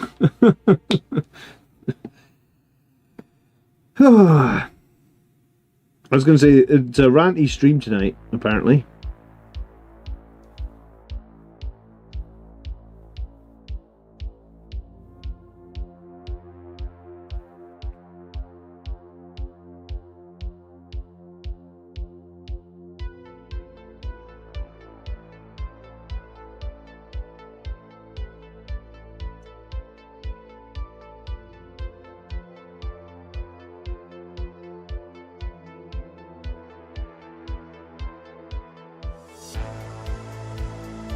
But yeah, hopefully, I'm looking forward to seeing what this new Death Guard will look like with their lists going up 200 points. And I was going to say, and hopefully, we can, like, I would really like to maybe not beat the Death Guard this week, but get like really close. Like, I want to know if like if I have a chance of beating Death Guard, because I feel like up until lately, I've just got beat by them over and over and over to a point where it's just like been really unfun. Really unfun to play against Death Guard. So I'm really hoping that it will feel somewhat more balanced. I'll have like a good solid game against the Death Guard this week. Anything you'd like to see for the data slate?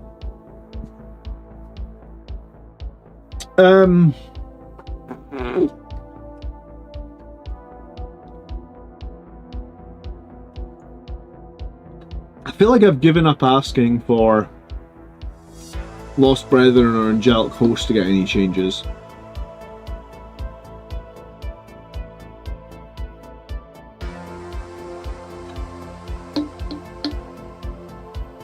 Sangre Guard are unlikely to get any changes. I mean, maybe they'll get a points nerf. Death Company, I'm not sure they're going to get any changes again. The Death Company Dreadnought still gets very little or no play. I mean, a melee weapon that does 3 damage would be nice. I don't see how they would get that in. Word on the street is there's Blood Angels nerfs in the data slate. They're in a tough place with Blood Angels, right? Because what makes Blood Angels strong is not necessarily what's in the Blood Angels detachment. Because we've already seen this, right, Kalgar?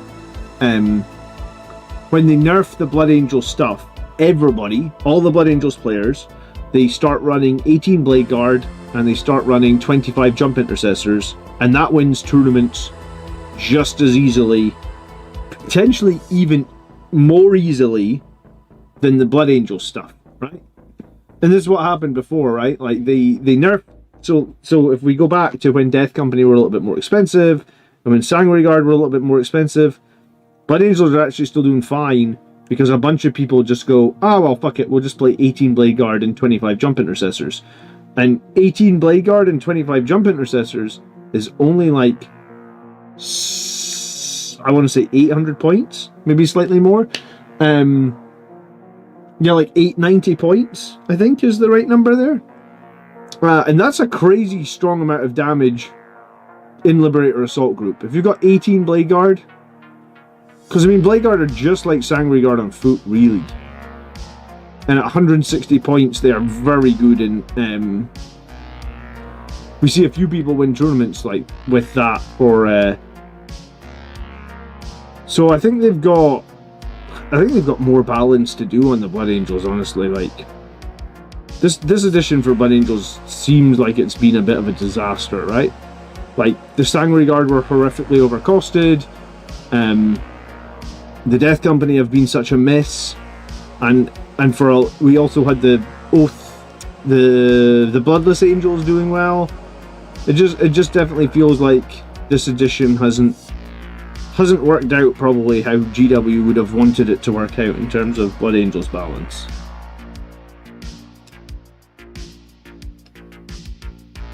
But yeah, and also the fact that every new faction is now coming with 3 damage melee weapons.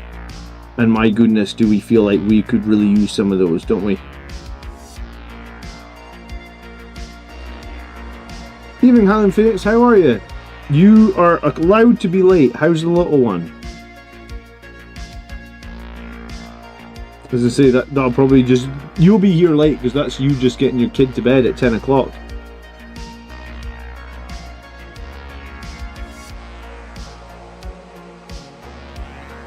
Man, I remember when my kids wanted to go to bed so late. Tony from the Grots is the same. It's like his kids are always going to bed like crazy late. Or a kid. And I'm like, man, I'm very lucky these days. My two usually go down for like... We usually start bedtime at 7. They're usually both asleep by like 8.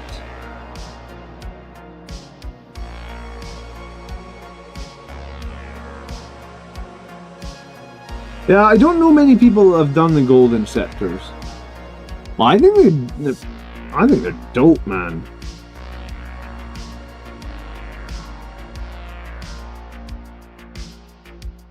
GW hates Blood Angels. No, I think that we just had a codex quite early in this edition again.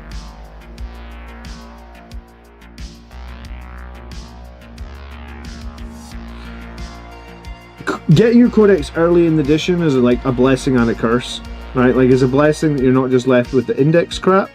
It's a curse because every other codex that comes after it is stronger.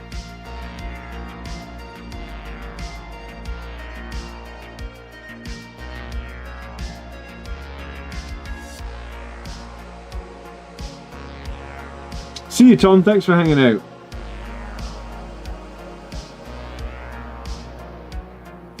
Yeah, I think I probably need to try the 10-man Death Company again, now that we've had like a little bit of time to see a few armies. Lamartus is obviously down in points. He's getting picked up again by some people.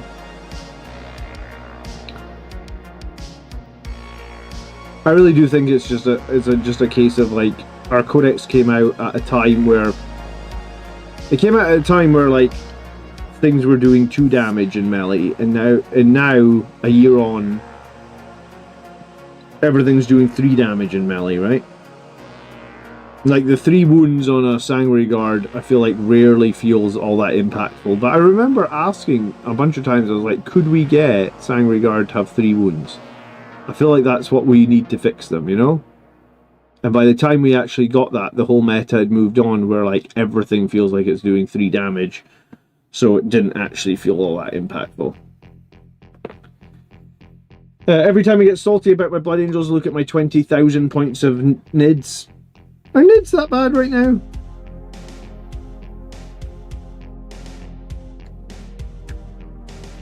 I actually don't know what NIDs' win rate is.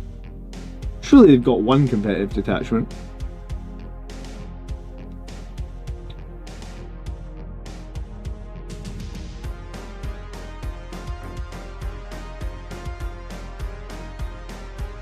I'm working on my Blood Angels army. I have 6 characters.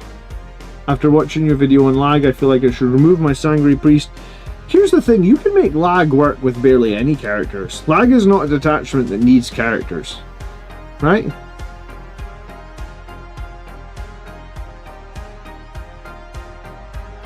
I'm trying to think. My Liberator Assault Group list was like Dante, a captain on foot, a captain with a jump pack, and a chaplain. I think I had 4.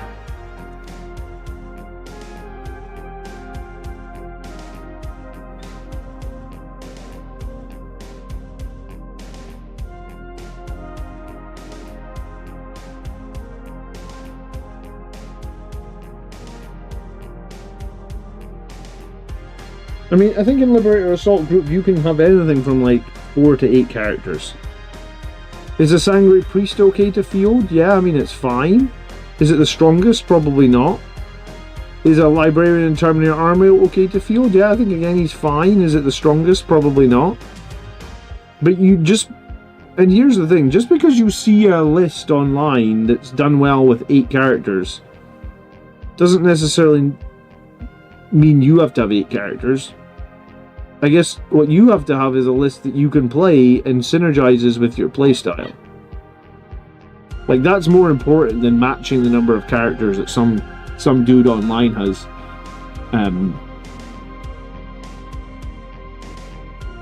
I think that's probably the most important thing, right? Like, you need to be able to pilot your list to a high level. Doesn't matter how many characters, if you're not piloting it and practicing it. I wish jump captains didn't cost so much. They're cheaper than regular captains now, though, right?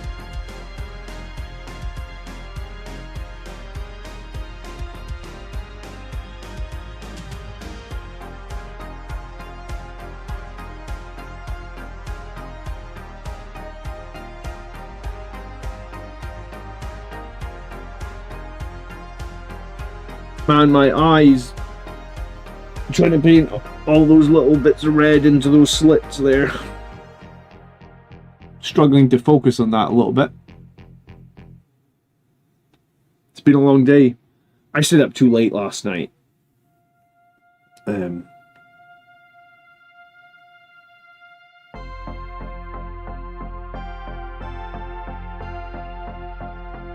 Oh, there. Can't you just... You're talking about how much jump captains cost in US dollars. Can't you just convert some, dude? Can't you buy like one squad of jump assault intercessors and just make yourself like a few jump captains from that? I have only bought one jump captain, I think. And I made like 4. I think it's a valuable thing to, like, at some point, buy a unit of assault intercessors just for their bodies and their jump packs. Right?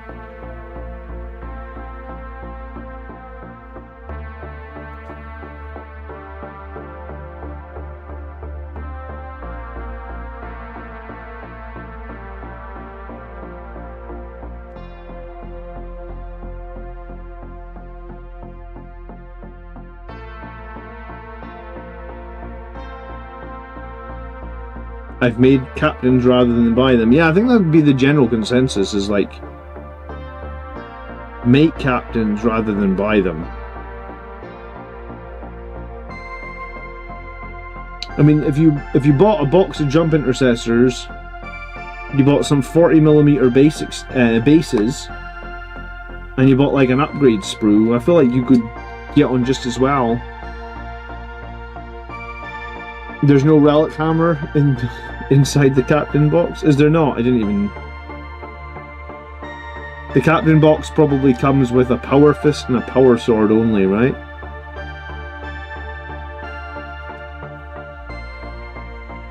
I guess the relic hammer and shield on the captain is sort of a legacy weapon at this point. A jump captain in New Zealand is $87. Get out of town, dude. No way. Cat 87.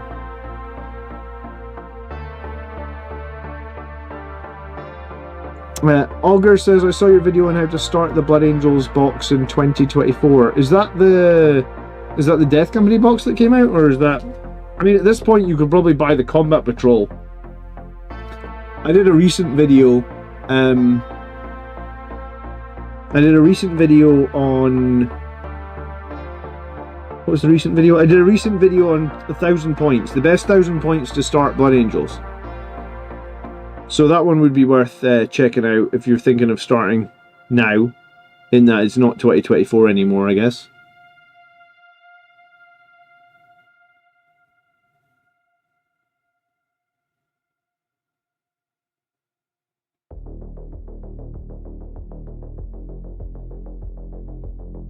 I mean, if you go onto the YouTube channel and look at the... If you click videos and you go and sort them by, like, latest, it's like that video is literally in the last 10, so it won't be difficult for you to find.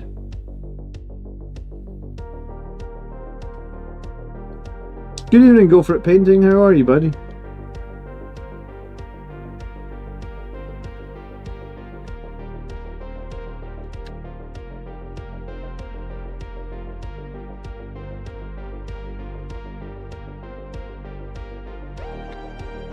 Yeah, I must admit, I don't buy models typically direct from Games Workshop. Like, I'm a cheapskate, man. We get like 20-25% off on Element games here in the UK. So, I mean, unless it's like a made-to-order type model that's only available in Games Workshop, or maybe like if it's a brand new codex and Element Games is sold out, I typically always use a reseller just because 25% is a lot of money, right? You're talking like, even just like the codex plus one box of stuff, you're talking like saving like 20-30 bucks. Rambo, I've talked about that before. I think that's a great idea. I think it's a great thing to want, where there's a 6 to 12 month period where everything is out and everything is balanced. I just don't know if we're going to get that. eBay as well, dude. You would be amazed the deals you get on eBay. For example, people will buy like those starter boxes at the start of the edition and split them up onto eBay. And oh yeah, come in.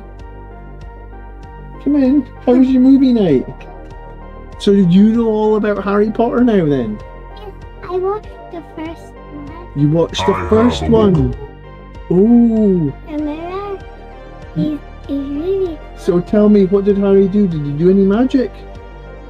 What did you use the mirror for?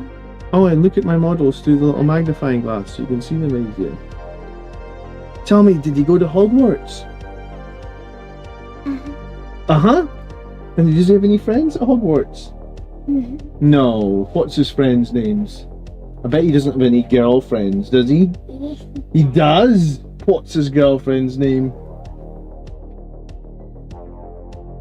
Alright, I'll see you later, sweetheart. Right, you go to bed, please. Brush your teeth, remember?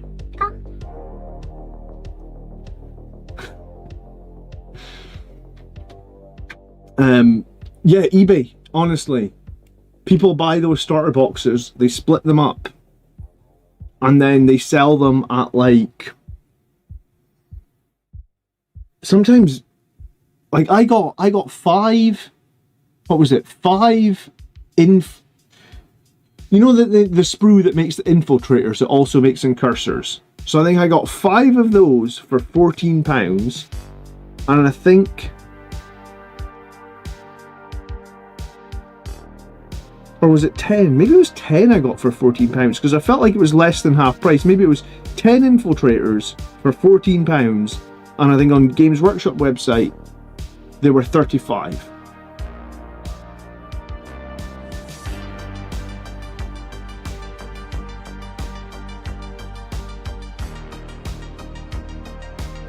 So yeah, I would use eBay. I would get onto eBay and see what's around there, because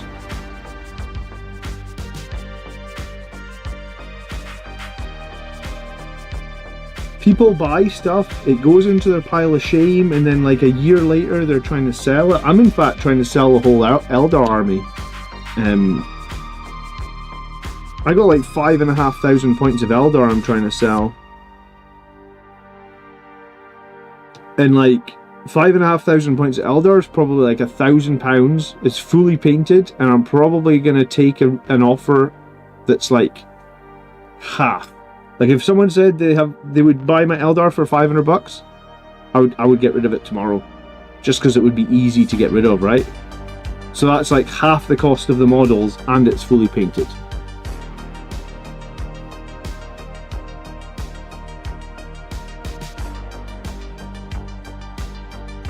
You know, I don't want to have to package up 100 different boxes on eBay.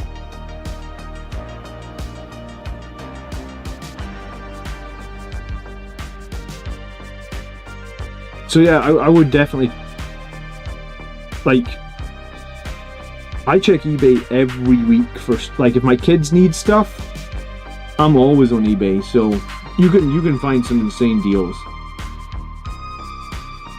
Starmguard on eBay, 5-man, £15, says James. Yeah, and especially if you're trying to just make a junk captain, right?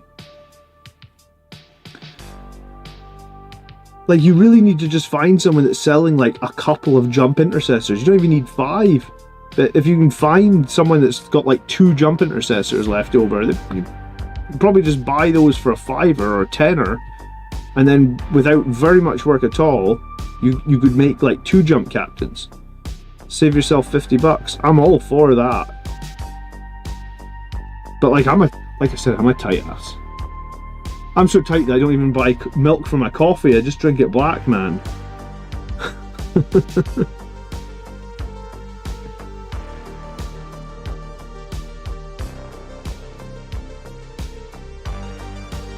Six plasma inceptors for $43. That's good. I mean, I feel like 3 plasmas. Gravis Marines are expensive. I think you're like 30 something pounds for 3 Gravis Marines. I think it might even be 35 from Games Workshop. Inceptors. Yeah, in the UK, a squad of Inceptors, you are $37 for 3. So yeah, so basically 43 for 6 is like literally half price.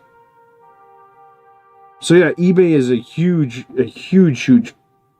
definitely worth looking on eBay. So if my daughter's movie is finished, I'm probably going to have to take off for the next 10 minutes or whatnot.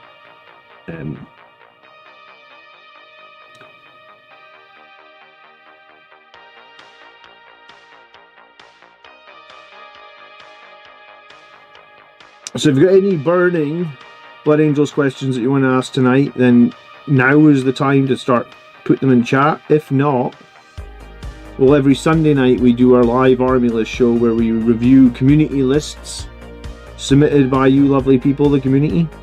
It goes out every Sunday at like 8 p.m. I say every Sunday, sometimes I take a night off, but most Sundays.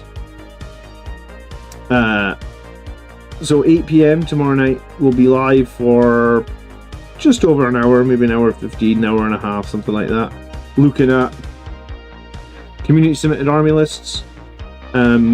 You can submit a list by dropping it in the comment section of any of the YouTube videos on my channel. Simple as that.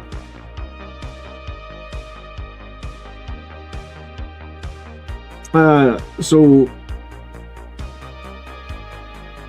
get those lists submitted, I guess.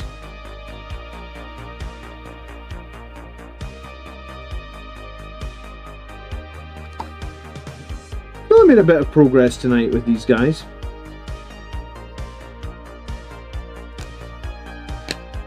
I kind of wish that I'd done 6 with the wings, honestly, though.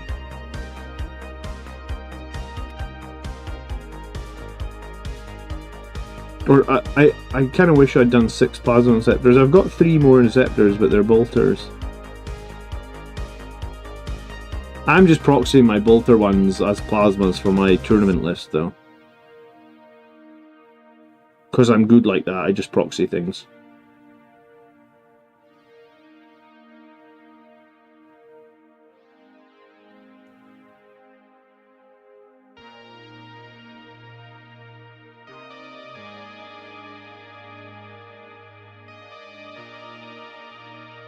Why don't you just paint the bloater ones blue? I mean, I could. They're already varnished. I think at some point I probably will buy 3 more Plasma Inceptors, because they seem like they're a really strong unit for Blood Angels. I know people used them a lot last edition, but I mean, here's the thing, right? Like, I'm not against buying models that I don't have. I'm against rebuying models that I already completed because they just want to give me an upscale. But like if it's a lazy that's what we were talking about earlier. Like, Dante's upscale is a real upscale, right? He's much more grand. He looks super cool. He's got all the new trims and everything. Sangregard, in my opinion, I guess, are a lazy upscale in that, like, they just lost all the cool, unique stuff, and the new models don't look as cool as the old ones. So I just want to keep my old ones, I guess. So if they're a cool looking upscale, I'm all over it. If it's a quote unquote lazy upscale, I'm not really fussed.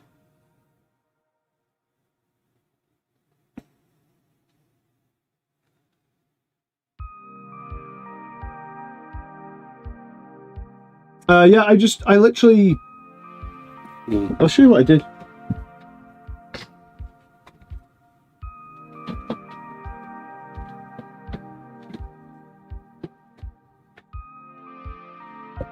That's it. I just stuck the old bases, the 32 mils, onto 40s. I just bought 40s straight off Games Workshop website. I think you buy like 5 of these for like $4 or $5. So I just literally bought, I bought 12 of these and just stuck my Firstborn ones onto the 40s. So they're the right size base. And, I mean, the new models are barely any taller. Right, this is a Gravis Marine who's kind of quite tall, I would say. There's nothing in it. Not the top of that point would not be any taller than a new Primaris Sangregard, right? Even CFT.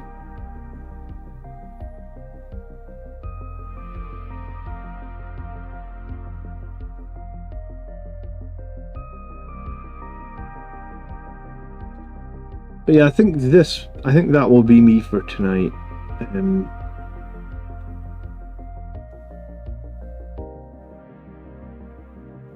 Pretty much. I'm going to touch up a couple of bits in gold and then I'm going to get off screen.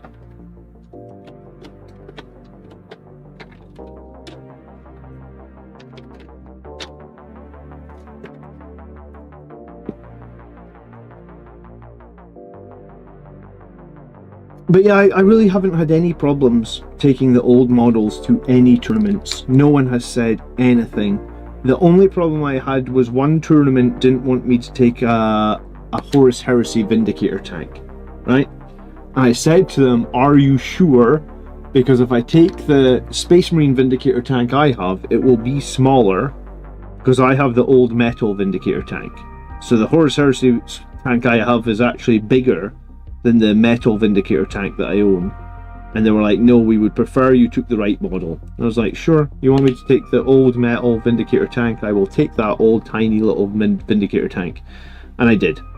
And no one had a problem with it. Here's the thing, no one would have probably had a problem with the other one as well. It's just the tournament organizer didn't want me to take the Horus Heresy one. But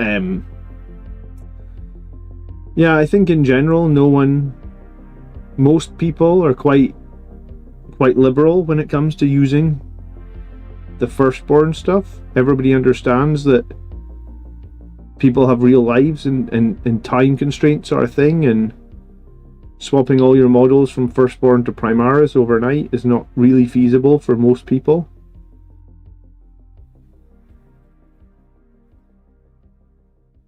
So yeah, I haven't had any problems running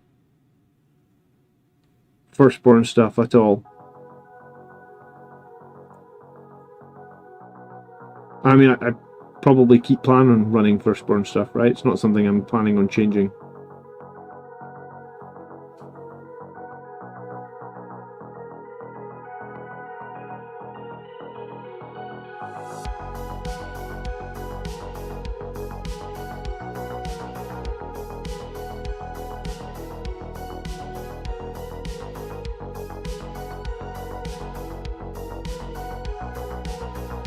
I bought the new Combat Patrol. So I do have 6 of the new Sangre Guard, and it's not like I hate them. Like, I'll probably make them over time, and I'll probably field them in a list over time. But I feel like I've got a lot of other priorities in terms of my army, so redoing all my Sangre Guard to the new size was not one of my priorities.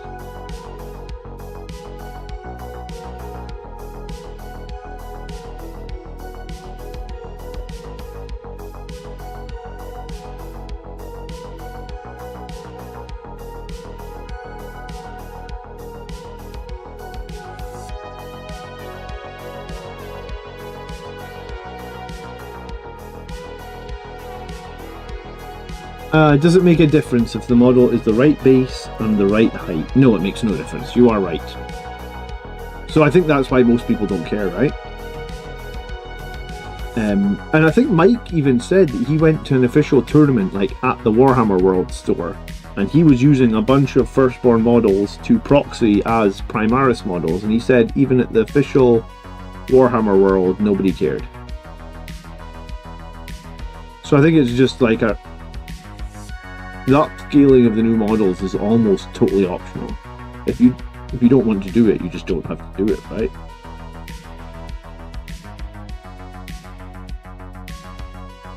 Or at least that's how I see it. I see it as totally optional.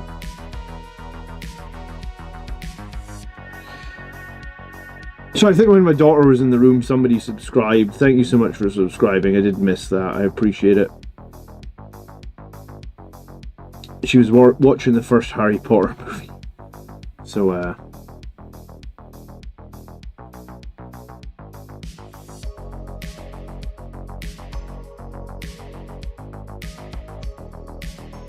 I think we'll have to stop before we get to the one with the Dementors. I can't remember which one that is. Is that like the third one?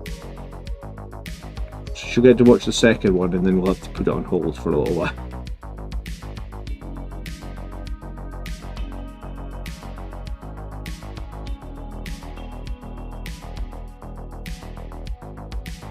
I've actually only seen those movies once. Not really a Harry Potter fan. The thing that GW care about is 3D printed stuff. Yeah, probably. So yeah, if you're on Firstborn Marines, then so be it, I guess, right?